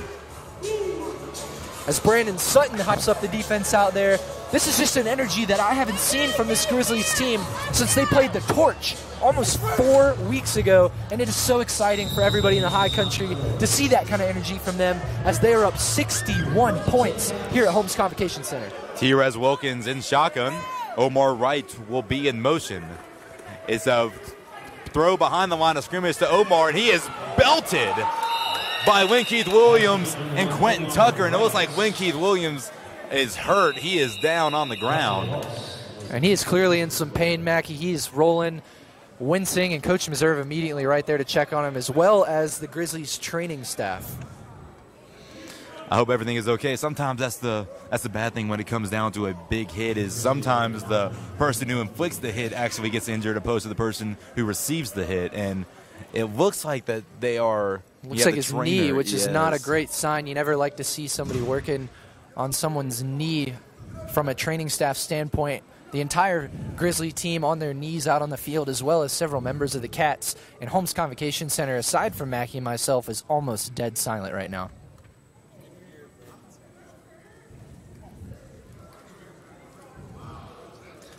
And a good sight, Winkeith Williams stands up, and he is limping, and it's great to see both the Peach State Cats players and on the field and on the bench, along with the fans cheering him on. Great sportsmanship. Like we said, this Peach State Cats team has been nothing but class to us in particular before the game, and then showing some support for their fellow arena football players. And talking to anybody, any arena football as a whole is just a big family, and we saw it right there. So now, Ja Valentine, Quentin Tucker, and Tavius Otis will be in the defensive secondary for the Grizzlies. A unit that they're very comfortable with and has gotten some time together already today. McFadden is in motion, and the ball will come loose to another bad snap. And I believe that's actually the 4th or 5th fumble from the Cats today. Several of them have not turned into turnovers necessarily, but the ball for them is just, I mean, you talk about A.J. Stevenson with sticky hands, you know, holding on to everything. For the Cats, it's been almost the opposite. It's like somebody greased their gloves before they went out there. They have just been fumbling the ball all over the field today. 3rd and 22 for this Cats offense. After that fumble and then that pass behind the line of scrimmage, they have definitely dug themselves a hole on offense. Ja Valentine getting his secondary set for a long first down attempt. T-Rez Wilkins will hand the ball off to Lewis Brown, and he is brought down. That play was going nowhere. The defensive line was ready for that quick handoff, and the shiftiness of the running back for the Cats, number 3, Lewis Brown, is pretty impressive. He can really fly around the field, but too many guys in orange jerseys there to stop him on that last play. A gain of, if anything, 1, so we'll call it 4th and 21. Quentin Tucker on the field trying to get the fans into this game. 61-0, the Grizzlies lead, 8:08 left in the 3rd quarter. The defense chants behind us are getting pretty loud, Mackey. Holmes Convocation Center really blowing up for this Grizzlies team today, and they will look to get another 4th down stop here, like you said, on about 4th and I'd say still 22, 21 yards. It's a little tough to tell almost. It's such a big gap between the marker of where the ball is and that first down line. And right now, the Cats use their first time out of the second half. And the quarterback who got his jersey ripped off in the first quarter will enter the game. He will now, instead of wearing number 7, that jersey was sent to the graveyard by Ethan Farmer's right hand. He'll be wearing number 9. And I'm interested to see if he will be behind center, because T-Rez Wilkins has knocked him out of the game. Kevin McFadden was the one that actually came out of the game for the Cats. Looks like you're right, Mackey. Number 9, who, like you said, was previously number 7, Trey Moran, is out on the field, and I think they like him right now. He's a little more elusive, and with the pressure up front, that could help him maybe escape for some throws for the Cats. So T-Rez Wilson is going to be a flea flicker, and he's throwing it downfield. And is it called? We can't see because of the wall. Wow, what a catch. I think they're going to call that complete. Number 16, Quavante Evans. And, man, every Grizzly defender was where they needed to be. Quentin Tucker, Gerard Holloman, and Tavius Otis all kind of there to make a play on that ball, but it is still hauled in by Evans, and that will be the first down in a while for this Cats team. As a sports fan, I'm disappointed in myself for not seeing that coming because I called that play, but you for did the it wrong for AJ team. Stevenson. You have two quarterbacks on the field. Like you said, well, I don't know, what was the word you said? Trickeration? Trickeration. That's what the Cats I heard just that did. in a broadcast once, and I loved it. I decided I was going to use that in mind from now on. Hey, so. if it's a word or not, I still love it. Yeah. So right now, Samson Angway is in motion. Trey Moran still behind center, and and the throw is short. And you can hear Quentin Tucker talking to Trey Moran saying that it's locked up. Don't try to come at him because it will not be a complete pass. The intended receiver was Quavante Evans, and you have Quavante right now talking to his quarterback, Trey Moran, and maybe he's saying, hey, come for me again. Let's see if Quentin Tucker is really all talk or if he's all about that action as well. Well, and you know, Evans is standing at 6'2", 201. On the flip side, Tucker's 5'10", 170, so a big height advantage there, but Tucker playing bigger than his size today and really shutting down Evans for the most part. Samson Angway in motion once again. Trey Moran will run through the pocket, and he is brought down by D. Barry. D. Barry doing a great job on both sides of the ball. Gain of 5. Gerard Holloman tackles his own player there on that shiftiness from the Cats. A little funny sight there. A couple of the fans behind me laughing about that one. But like you said, still a good tackle there by a couple other Grizzly defenders to stop that play in its tracks. So 3rd and 5 for this Cats offense. Trey Moran being very elusive at the quarterback position, like you said. They are posing another big threat on the Grizzlies' 11-yard line. Of course, the Cats moving to left to right on your screen. Samson Angway in motion. Low snap, the ball is fumbled. Is it picked up? It is a pile of players right now. And it looks like that Trey Moran was able to fall on it. So it was a loss of 3 yards. So now 4th and 7. You talk about 4th and 7. How about 7 fumbles on the day for the Cats? Like I said earlier, their hands are greased today. They can't hold on to anything, and it's made the job of the Grizzlies defense that much easier, being able to shut them down. First down marker is placed on the 6-yard line. Trey Moran will be in shotgun. Kevin McFadden, Quavante Evans, Samson Angway all to the far side. Trey Moran will run right side, near side, and he is hit out of bounds hard. Ethan Farmer, Gerard Holloman, also Quentin Tucker coming in to make the tackle. So that is a turnover on downs once again for the Peach State Cats. So far through 3 quarters, your Grizzlies lead 61-0, 4:53 left in the 3rd quarter. We'll take a quick break. You're watching High Country Grizzlies football on the High Country Grizzlies YouTube network.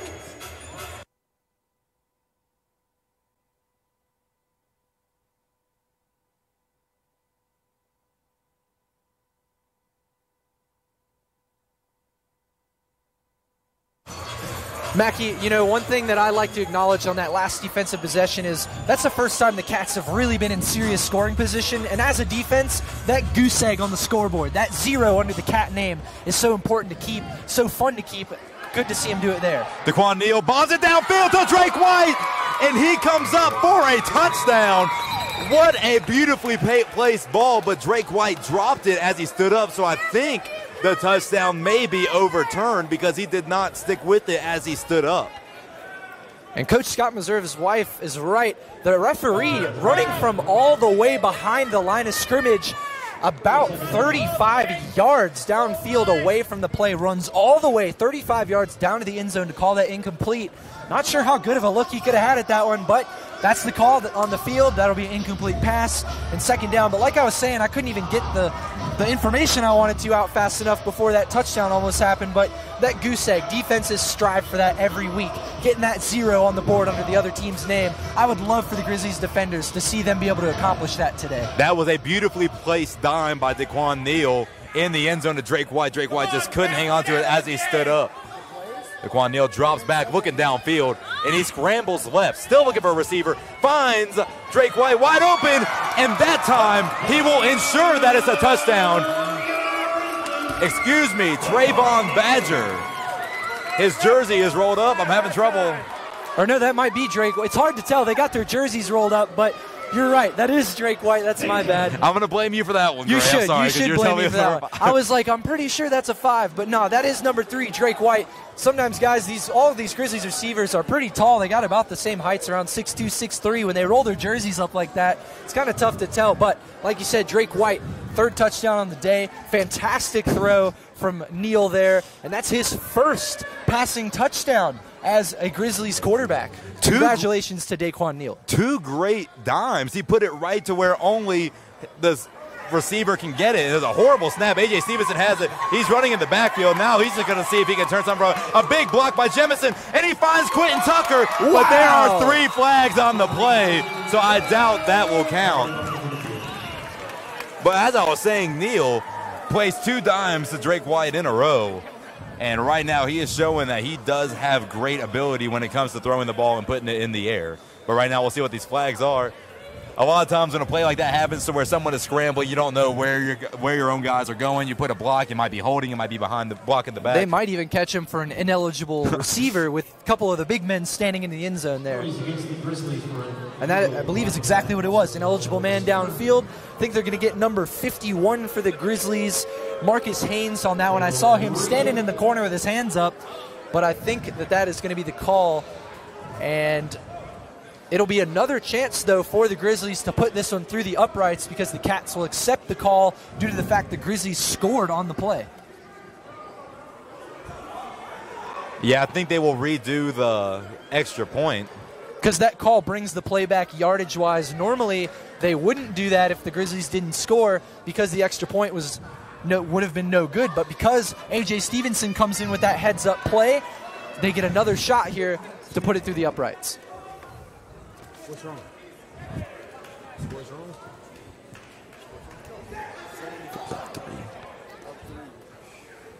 So right now it'll be about a 20-yard, but with the end zone, a 25-yard extra point for Victor Leventritt. Another bad snap once again. A.J. Stevenson finding his way through. He runs into his own players. He is hit from behind. He's still running. Nobody can bring him down. And right now he's being corralled by 3 piece. And he pitches it off to D. Barry. And D. Barry goes all the way to the end zone. I cannot believe what I just saw.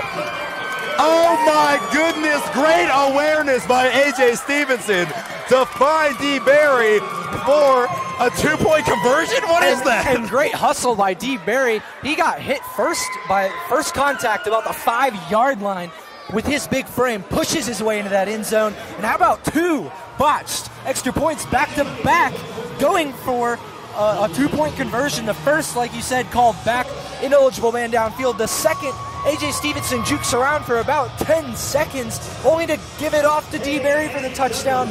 All that for 2 more points on the scoreboard, and your Grizzlies go up even further here on the scoreboard. My goodness, after one of the craziest plays I've ever seen in arena football, the Grizzlies now lead 69-0, 2.5 minutes left in the 3rd quarter. And my goodness, A.J. Stevenson, he just did not give up on the play, and right when half of the Cats players on the field were trying to bring him down, he just handed the ball off to D. Barry, and then he went. And Mac, you want to know what I call that on that last play? Finishing. That's been the theme all day is, can the Grizzlies finish their assignments, their plays, their tackles, their drives, each half? I mean, finishing was such an issue 2 weeks ago, and today, they're not just finishing one play, one tackle, they're finishing every play and every tackle, and that is exactly what I was looking for today, and they have shown it to me time and time again. Great all-around football by the Grizzlies. So Victor Leventritt sends it downfield. Omar Wright will be back, and it looks like it hit the mascot Grizzy, and he seems to be okay. But before the Cats get going, we'll take a quick break here at Holmes Convocation Center. Your Grizzlies lead 69-0 over the Peach State Cats.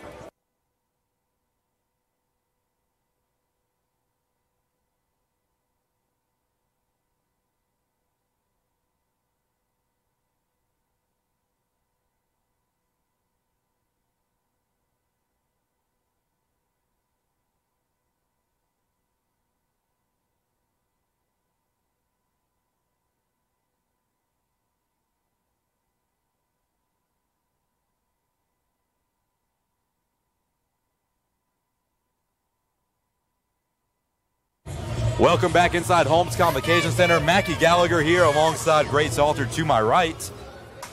Trey Moran will look to get something going for the Cats. Right now, T-Rez Wilkins is in the backfield.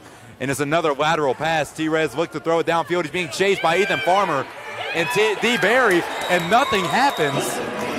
And they get brought back all the way to the 5-yard line. So that is a loss of 15 yards on the first play of that possession. As DeMarcus Berry gets that sack, he does a couple snow angels on the ground. But most of the snow here in Boone is gone. It was replaced with some pretty heavy rainfall, which actually probably affected a little bit of the Grizzlies' practice schedule with so much rain, but that's not affecting them here today as they lead, like you said, Mackie, 69-0, the minute 26 left here in the third quarter, and an all-around dominating performance from your High Country Grizzlies. Grizzlies are leading by 69 right now. As you said, the goose egg, the number 0 is on the board for the Peach State Cats. You can see Brandon Sutton back at his natural position.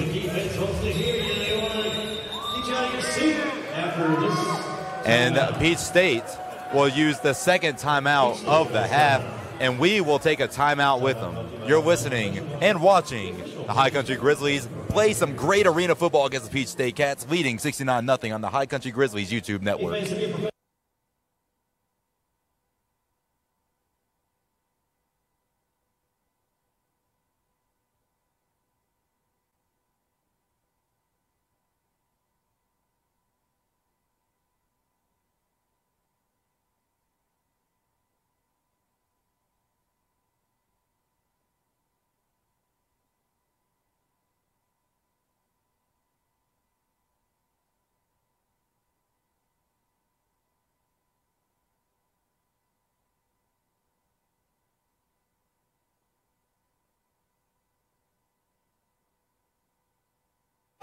Welcome inside Holmes Convocation Center, where the Grizzlies are currently up 69 points against the Peach State Cats. 58.8 seconds left in the third quarter. T-Rez Wilkins back at the QB position. Throws it downfield to Quavante Evans. It's tipped, and Quentin Tucker and Tavius Otis were so close to coming up with that interception. Kevin McFadden was the intended receiver. Quentin Tucker ends up with his hands on his face by the end of that play. He climbed the ladder to try to go get that interception, and then Tavius Otis almost comes in with that deflection, had to make a little adjustment, got a hand on it, but couldn't quite get there. And I love the tandem of the two newbies, kind of, for the Grizzlies. They've been here a couple weeks now, but they are some of the newer guys out on the field, and that is Quentin Tucker and Tavius Otis. 3rd and 20 for the Cats. Balls almost comes loose after pressure. Kevin McFadden gets it, and a big hit by Gerard Holloman. And we have some pushing and shoving, and multiple flags are on the field. And right now, when you're leading by this much, you don't want to have any mental errors or give the Cats anything that they don't really deserve necessarily. Now DeMarcus Berry is getting into it with number 12, Kevin McFadden. And McFadden's honestly been one of the only guys on this Cats team talking with the Grizzlies guys all day. Got into it with Gerard Holloman just before he started talking to D. Berry, and he was over at the Grizzlies bench in the first half, giving a little lip to some of the guys standing behind the walls. So a lot of action here from number 12 for the Cats, Kevin McFadden. And Meserve and the rest of the Grizzlies are just trying to compose themselves a little bit, make sure they don't give up any mental errors here. It looks like they may move the ball forward for the Cats, getting Gerard Holloman and DeMarcus Berry. No, I guess it was just Gerard Holloman and McFadden for the Cats. Yeah, Holloman did hold on to the leg a little bit, and he did throw a push, and then also McFadden did throw a push as well to the helmet of Gerard Holloman. But on the other side of the play, back at the Subway logo on the turf, there was holding, so that was the first penalty. So I think they will get yardage for the holding penalty, and then the 2 unsportsmanlike conducts will negate. And you're right, Mackie, that's exactly what they'll do, placing the ball down at the 15-yard line of the Peach State Cats, and they will get a 3rd down and 5 coming up here. Probably 2 chances to get that first down with them pushing 4th down every time they've come down the field. 3rd and 15 for the Peach State Cats. T-Rez Wilkins will be behind center in the shotgun.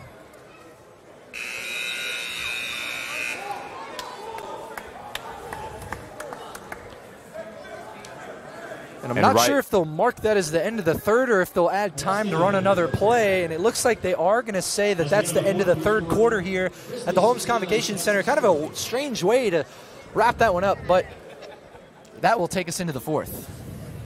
And I think some confusion is going on with the Chang gang. I believe they're telling them to flip the play marker, and they put it at first, but it should be fourth down after that holding, unless for some reason the holding would be an automatic first down. But we'll figure it out. I think the holding is you replay the down, but it should be third. I think it should be third down. That's what I would say, but the way it's looking for us is that the holding was an automatic first down, and Peach State will take over the ball on their own 15-yard line for first down. We'll clear it up and get back with you after this break. You're watching the High Country Grizzlies play the Peach State Cats. Grizzlies lead 69-0.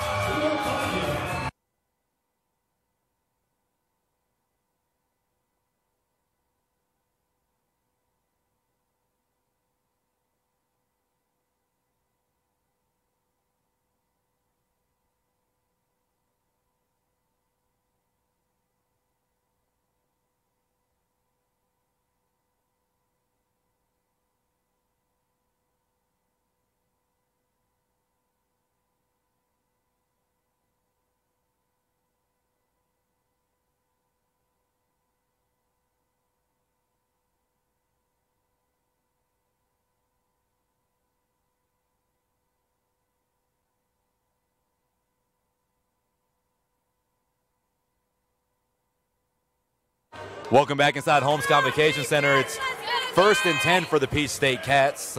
Somehow, T-Rez Wilkins will get the ball. Pressure is being provided, and the ball somehow does not come loose on Brandon Sutton's big hit on the QB.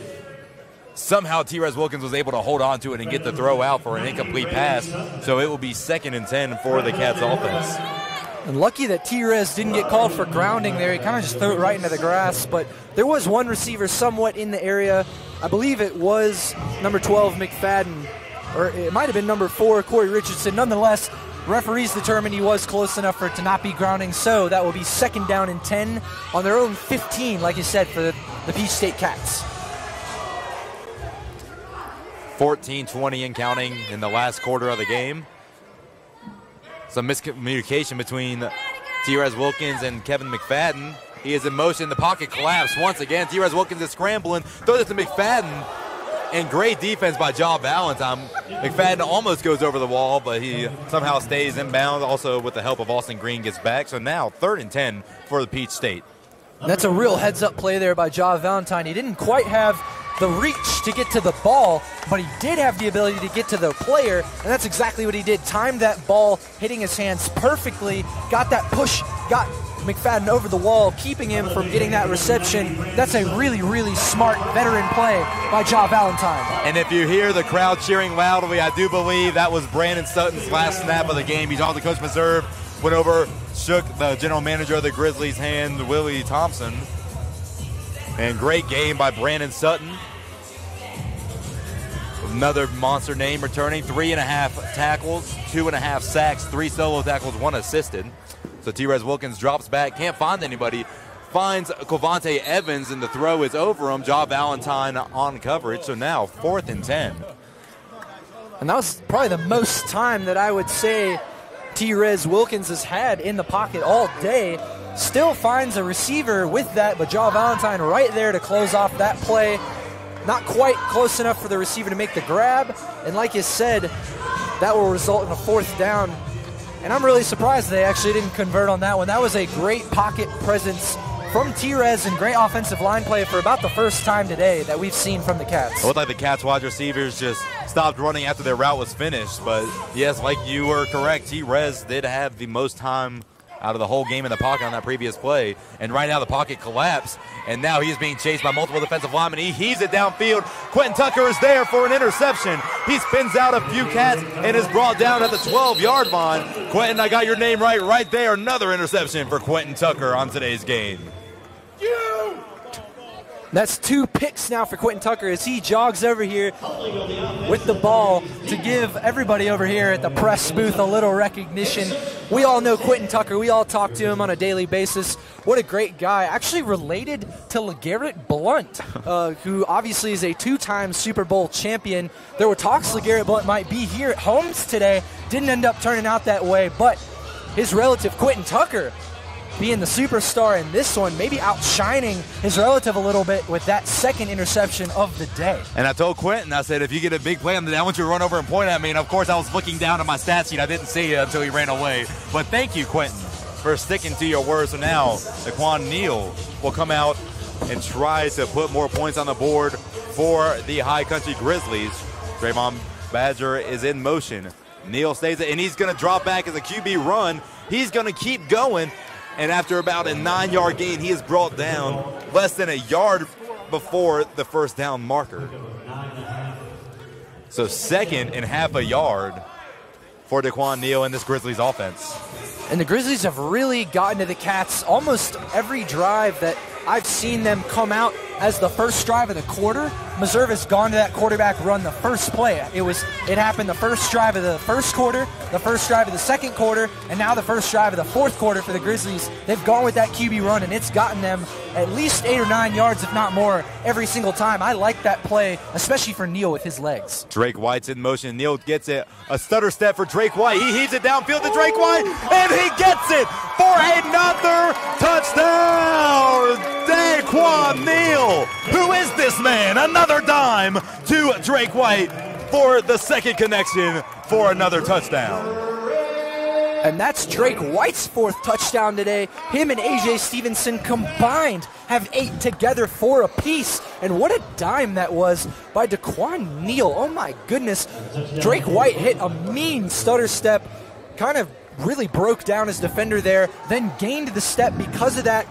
Neil also threw a pump fake, which drew that corner in a little bit. Great heads-up play there by the quarterback to kind of get that secondary under his control, and then putting it perfectly in that front right corner of the end zone for Drake White to go out and get it with his speed that we talked about earlier. That is a fantastic play and even better execution from the Grizzlies.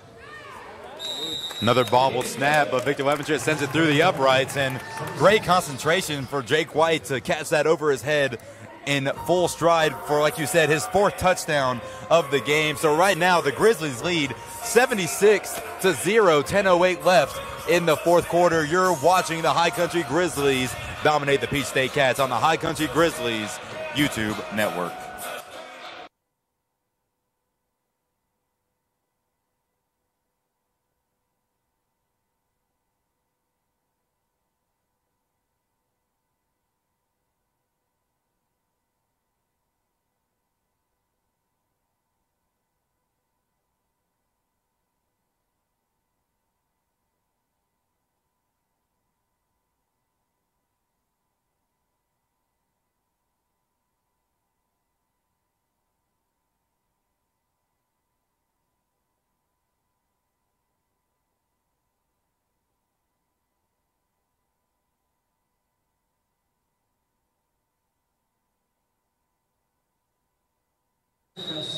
Welcome back. I'm Mackie Gallagher, joined by Grace Salter after another dime from Daquan Neil to Drake White for Drake White's 4th touchdown of the game, bringing the lead total to 76 points. Holmes Convocation, not the biggest lead Holmes Convocation has ever seen in the Grizzlies era, but it is getting close.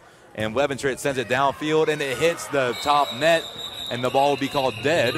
And so the ball will be placed at the 20-yard line for Peach State Cats. And right now, Gray, we just got an update on Lynn Keith Williams' injury. Do you want to tell our viewers what's going on with Lynn? So Lynn Keith Williams all season, guys, has struggled with some hamstring issues. It's kind of kept him on and off the field. That's partially why you see him split time with guys like Ja Valentine and Quentin Tucker. It looks like that actually was more his knee, though. He's had a couple of knee problems along with that same hamstring on that same leg. Kind of re-aggravated his knee. Sounds like it's nothing too serious, but I would assume they're going to keep him out the rest of today. More as a precautionary thing, especially with the score 76-0 in the favor of the High Country. Trey Moran will be back behind center. Omar Wright will be in motion. Quavante Evans on the near side, along with Kevin McFadden on the far side. Trey Moran gets the snap, drops back, heaves it downfield to Kevin McFadden, and I don't know who came down with the ball. Right now it's a pile. It looks like members of both players have their hands on the ball, and it is called a touchdown for Peach State.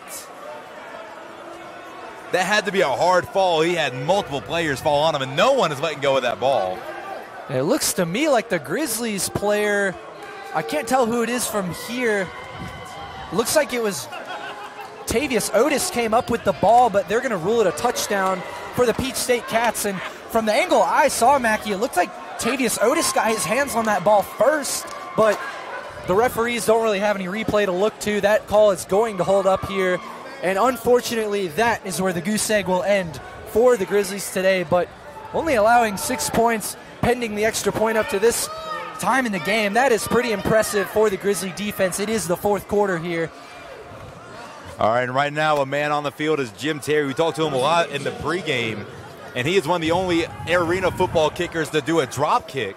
And a drop kick is 2 points for a field goal or for an extra point if he can get it through the uprights. And it's a fake field goal, and it's going to be snapped to Lewis Brown. Tries to reach across for the end zone, and someone knocks the ball out, and it is a fumble. And the 2-point conversion is no good. Great awareness by D. Barry, Quentin Tucker, and then Ja Valentine to get a stop, knock the ball loose, and then recover the fumble in the end zone. I was actually really interested to see a drop kick. I've never seen a drop kick in person.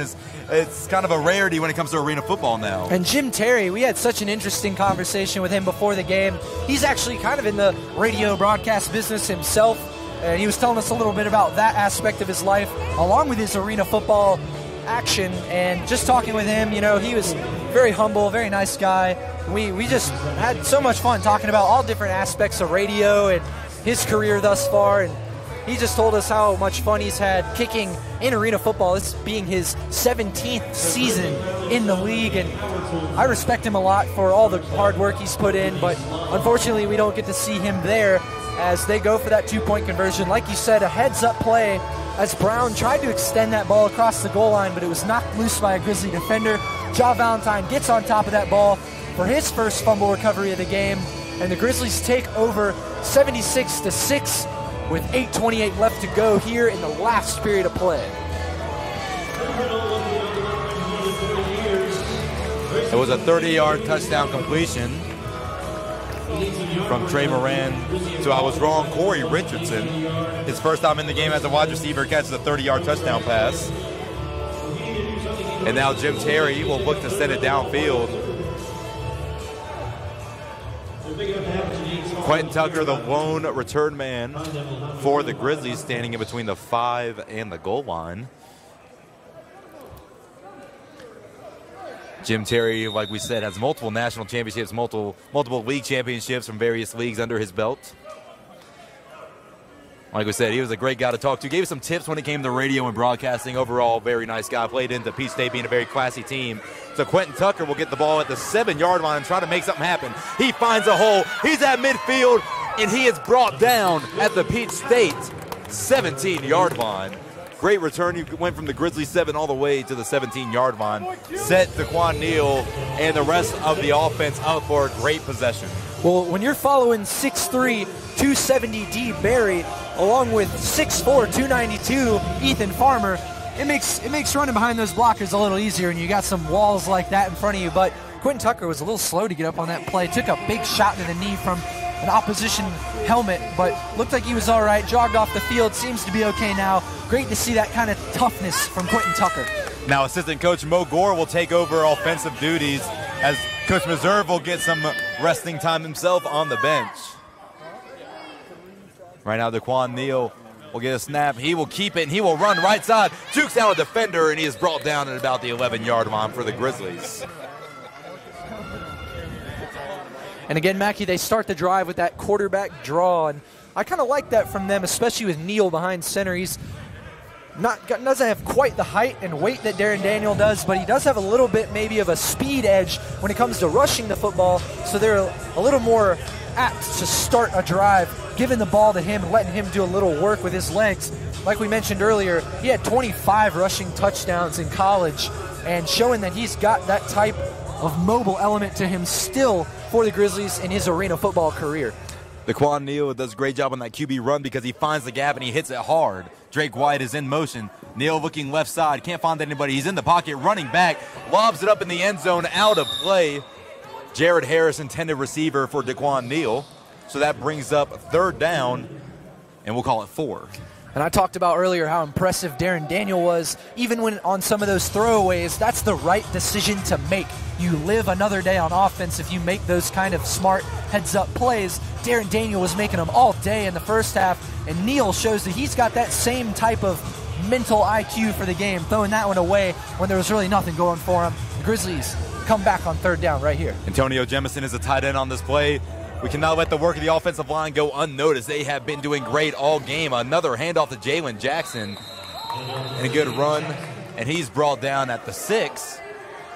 And that is another Grizzlies 1st down. But I want to go back to this offensive line. They allowed no sacks against the Atlanta Havoc 2 weeks ago, who are one of the better defensive fronts in the league. And right now, they have not let many things get past them. Darrin Daniel, both Daquan Neil has a lot of comfortable time in the pocket.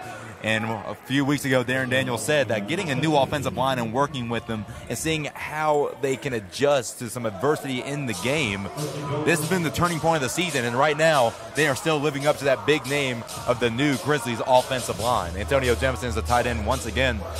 So Daquan Neil will be in shotgun with Jalen Jackson to his right. Jared Harris, Drake White, A.J. Stevenson all on the far side. Daquan Neil will pitch it to Jalen Jackson, and he jukes out a defender and barrels his way past the end zone for another Grizzlies touchdown.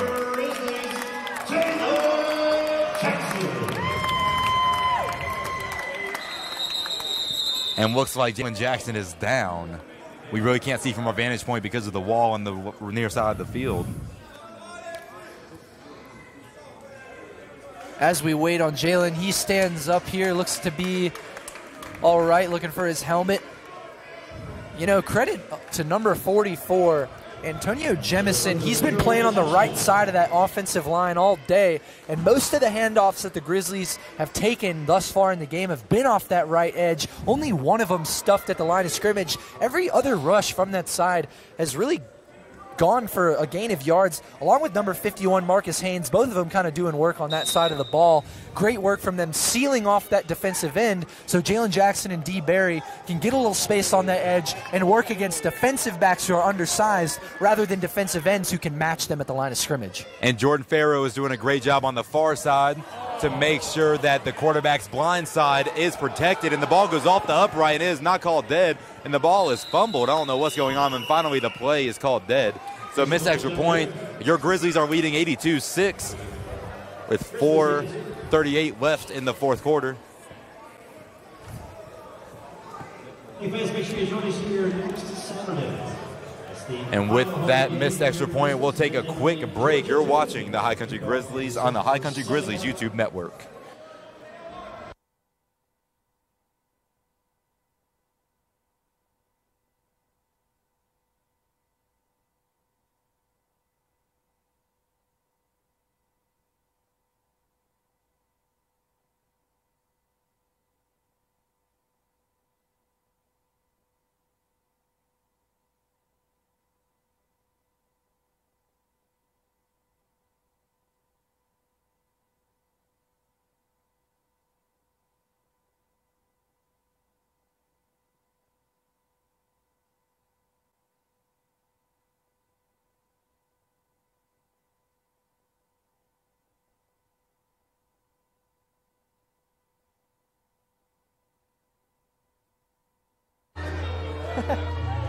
And we're back here in Holmes Convocation Center. 4:38 left on the clock.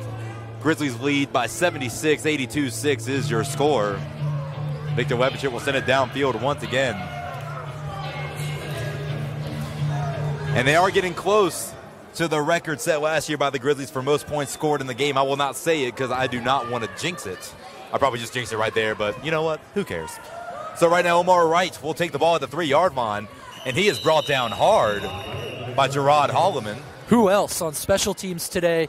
You talk about you know, a third aspect of a game, special teams, can be so important, can be as important as executing offense and defense. And today, Gerard Holloman has been an absolute monster on special teams. He has 3 special teams tackles today, along with a slew of other great plays on the defensive side of things, couple pass deflections. He's had a really complete game for his first time back in over 4 weeks. Overall, I don't know what else I could say about this Grizzlies team. We have been waiting for this game all season. We knew it was in them. We knew they were capable of just exploding and going off and nothing slowing them down. And right now, they are attacking this team like a grizzly bear would attack someone endangering her little cubs. It's just something great to watch. And right now, Trey Moran is back behind center. Samson Angwe is in motion. Trey Moran takes a snap, looks downfield, pocket collapses. He is brought down hard by Ethan Farmer. So another sack for this huge defensive front for the Grizzlies. Mackie, at this point in the game, I don't even think I can count the amount of sacks the Grizzlies have had on both my hands. I mean, it is unbelievable, the defensive pressure that has come from the Grizzlies front. That orange is flying into the backfield. It is like an orange tidal wave, really. I mean, it is just overwhelming the offensive line of Peach State. And the Grizzlies are having their way defensively in this one thus far, with 3 minutes and 26 seconds left to go in the fourth quarter. The Grizzlies have 6 sacks for a loss of 47 yards, almost a field length of loss of yards for this Peach State team. Trey Moran will try to run with it, somehow gets outside, being chased by that orange tidal wave, and he will go out of bounds, with Quentin Tucker coming in hard to ensure that he will not get any yardage. And number 9, Trey Moran, runs straight to the wall. Almost looked like he was scared of that orange wave I just talked about coming towards him. Signals for a first down, but Mackie, I'm looking at the chains. It looks to me like about a 7-yard gain. You got about 7 yards to go, Moran, and I'm not sure how confident I feel about this next play with the Grizzlies' domination thus far. 82-6 is your score. Grizzlies lead by 76. 2:35 and counting left in the game. Trey Moran bobbles a snap, and it looks like the Grizzlies recover it. Let's see who it is. And it's recovered by none other than Ethan Farmer. So Moran signals first down for his team. It's really 3rd and 7. And now he should be signaling first down for the Grizzlies because he just fumbled the ball on his own 7-yard line. The Grizzlies recover about the 12, and it'll be a first down and 10 from there, moving towards a scoring goal line.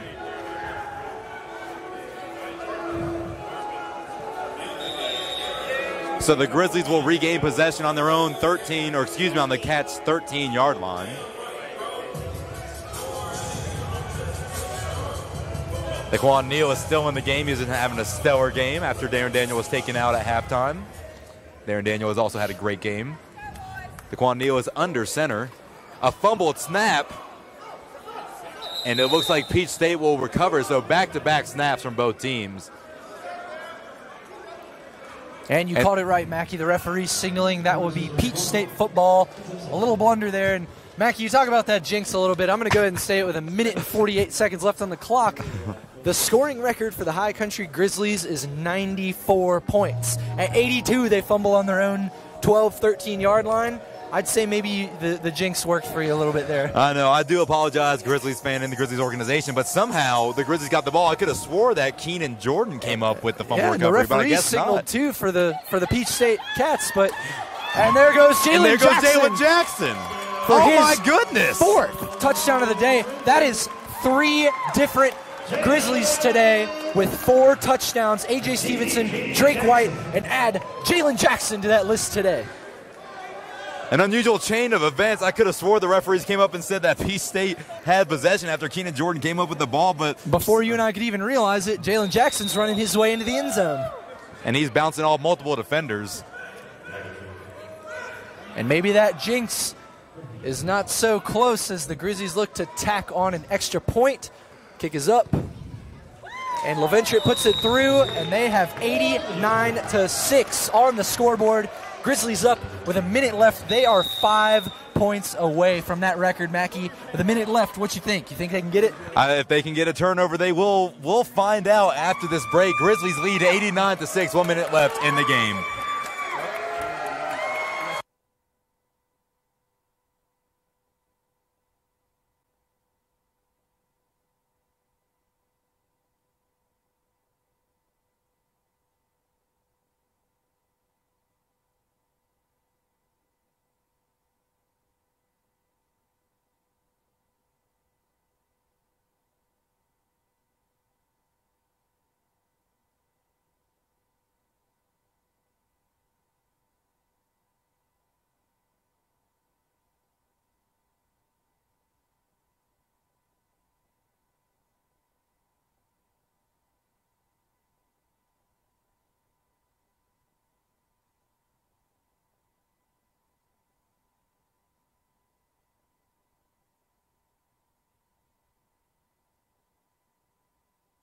Welcome back inside Holmes Convocation Center. Your Grizzlies lead 89-6. 1 minute left in the game. After Jalen Jackson tumbles his way into the end zone, Victor Leviture sends it downfield to Javon Harris. He goes and he is hit by multiple Grizzly special team players, and he is stopped at his own 17-yard line, or 18-yard line. That's actually something that Ja Valentine told me to look for today. He said, when you watch our defense play this Saturday, when one guy gets to the ball, you better be ready. In seconds, we're going to have 8 guys to the ball. You know, we talked about that tackling issue they had a little bit. He said, you know, sometimes one guy can't always bring down the ball carrier, but I know 2 guys can. I know 3 guys can. And there you saw 8 Grizzlies at the ball.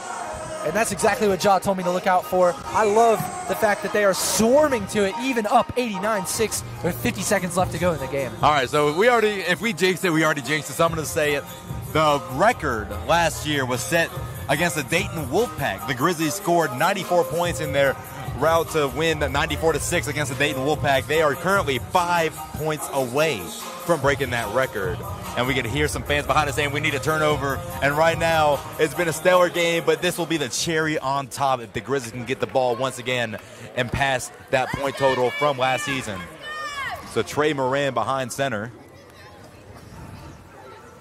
Evans in motion, and it's tipped by Gerard Holloman and caught. And called by Kevin McFadden. It's hard seeing some of these numbers. Him and Quavante Evans look pretty much the exact same with the helmet on when it comes to height and length. Both have great hands for the Peach State Cats. So the clock is running, 31 seconds and counting. And this may be the last play of regulation. The play clock is at 26, and the game clock is at 22. So Quavante Evans and Omar Wright are on the near side, with Corey Richardson on the far side. Trey Moran is in the backfield along with Lewis Brown. Evans is in motion on the near side. Moran drops back, pocket class, being chased by multiple defenders, and he is eventually brought down by D. Barry. And the final buzzer sounds, and the Grizzlies improved to 2-4 on the season with a huge win, 89-6 over the Peach State Cats. An emphatic win here for the Grizzlies today. Pretty much did everything that they had as far as checking their boxes for today's game. No turnovers to the Grizzlies because that last fumble ended up going the other way. They only had a couple penalties throughout the game, which is something Meserve wanted to work on as well. Execution, offensively, defensively, and special teams, just about spot on in just about every aspect. I mean, this might be the most complete game I've ever seen this organization play, Mackie. And complete it was both on the field and on the stat sheet. The Grizzlies finished the day with 308 yards of total offense on 40 total plays, averaging 7.7 yards a play. 211 of the 308 yards came through the air, while 97 came on the ground. 17 rushing attempts, averaged 5.7 yards per attempt. Penalties, the Peach State Cats had 4 for a loss of 25, while the Grizzlies had 3 for a loss of 20. 3 fumbles lost for the Peach State Cats, while the Grizzlies fumbled once, but they eventually got it back, which, like you said, it was that play a few plays ago. 6 sacks for this Grizzlies defensive front. 6 sacks. They were in the backfield every play for a cumulative of 47 yards lost on every sack. 20 first downs, 8 of them rushing, 11 of them passing, and then 1 on a penalty. And a 60% conversion rate on 3rd down and 50% on 4th down. Darrin Daniel finishes the day above 50%. 10 of 16, 135 yards, 6 touchdowns, while Daquan Neil finishes 4 for 7, 76 yards, 2 touchdowns. And right now, Jalen Jackson, like you said, 7 rushing attempts, 40 yards, 4 touchdowns. Daquan Neil had 5 rushing attempts for 37 yards. Darrin Daniel, 3 for 16. And DeMarcus Berry, 2 for 4. Receiving a monster night for pretty much every receiver. Drake White, 6 receptions, 127 yards, 4 touchdowns. A.J. Stevenson, 5 receptions, 74 yards, 4 touchdowns, all coming in the first half. And then Jared Harris, 1 reception for 6 yards. And then Trevon Badger, 2 receptions for 4 yards. Gerard Hallman, a stellar day back after spending time with his family. 7 tackles, 6 of them solo. And Linkeith Williams, like you said, he re-aggravated a knee injury. Finished the day with 3.5 tackles, 3 of them solo. D. Berry, 3.5 tackles. Brandon Sutton, 3.5 sacks on the day. Quentin Tucker, 2 interceptions with 3 tackles. Ethan Farmer, 3 tackles, 2 sacks. And then Trevon Badger on the other side of the ball also had 2.5 tackles. And then with a plethora of other Grizzlies players, Victor Levenstrait, 9 for 9, 9 extra points for 9 points total on the day. Perfect on the day until about 2 field extra points ago to where it hit off the left upright. And before that, we aren't really going to count on the stat sheet as counted, but for us, it was a low snap that caused his field goal to be blocked. But overall, like you said, just an all-around complete game for the Grizzlies. The first one of the year to where, from the get-go, the Grizzlies were in control. Absolutely, and I mean, you just read the stats. You heard it yourself. The Grizzlies absolutely dominated today. 3 different players with 4 touchdowns, A.J. Stevenson, Drake White, and Jalen Jackson, along with 13 touchdowns total, Mackie. They had 5 on the ground, 8 in the air. That is just unbelievable numbers from this team. 89 points on the board, only 5 points shy of tying their franchise record for points in a game. This is the 2nd most points they've ever put up in a game, the 2nd largest margin of victory they've ever had in a game. Just an unbelievable showing here. The Grizzlies pretty much did every single thing we said they needed to coming into this game, maybe even better than we expected. And I was really, really impressed with everyone's performance. I mean, Sutton coming back had a monster game. Like you said, Holloman coming back with a monster game. Those leaders really stepped up. Quentin Tucker with 2 interceptions. Just really everybody firing on all cylinders. What a fun game to watch for Grizzlies Nation. What a fun game for the Grizzlies themselves. And I know that there will be a lot of happy faces around practice coming up as we lead into the last home game for the Grizzlies this year, next weekend. The Grizzlies scored 27 points in the first quarter, 28 in the second, totaling 55 points at halftime. Then 14 points scored in the third quarter, 20 in the fourth, making the total, of course, 89, while the Peach State Cats had 6 points in the fourth quarter. So the final score, 89-6. And real quick before we end the day, we'll go through a scoring breakdown. So the game all started on the first play of the game from the line of scrimmage. A 29-yard touchdown pass to A.J. Stevenson from Darrin Daniel. Then Darrin Daniel completes another touchdown pass to Drake White. Darrin Daniel to A.J. Stevenson once again. And then Jalen Jackson rushed it for a touchdown. Darrin Daniel completed another touchdown for 10 yards to A.J. Stevenson. And then another touchdown to Drake White. You'll be hearing these names a lot in the next few seconds. DeMarcus Berry ran for 4 yards for another touchdown. Then Darrin Daniel completed yet another pass to A.J. Stevenson. And then Jalen Jackson ran it in again. Daquan Neil got his first touchdown pass in a Grizzlies uniform to Drake White for a 37-yard touchdown completion. Daquan Neil also got his second touchdown as a Grizzly to the same player, Drake White, for a 29-yard touchdown reception. And then Trey Moran passed to Corey Richardson for 30 yards. Jalen Jackson ran in another touchdown, and then once again ran another one, totaling 4 on the day. 3 offensive players, A.J. Stevenson, Drake White, and Jalen Jackson, ended the day with 4 touchdowns each. Absolutely. I mean, just every scoring drive you put together for us just now, Mackie, is a testament to how complete of a game this Grizzlies team did play today. And, you know, if you want to learn more about the stats, we're kind of going to get into them a little deeper on you and I's podcast. Mackie and I run a podcast together. We post weekly. It's called the Bare Necessities Podcast. You can find that on WASUradio.com under the Sports Podcast tab. We go through everything Grizzlies, whether it's off the field, it's on the field, it's statistical, or it's just pretty much anything that has to concern this organization, we cover it. So if you love the Grizzlies, tune in with us in that podcast, like I said, weekly on WASUradio.com. Once again, the final score, the High Country Grizzlies 89 and the Peach State Cats 6.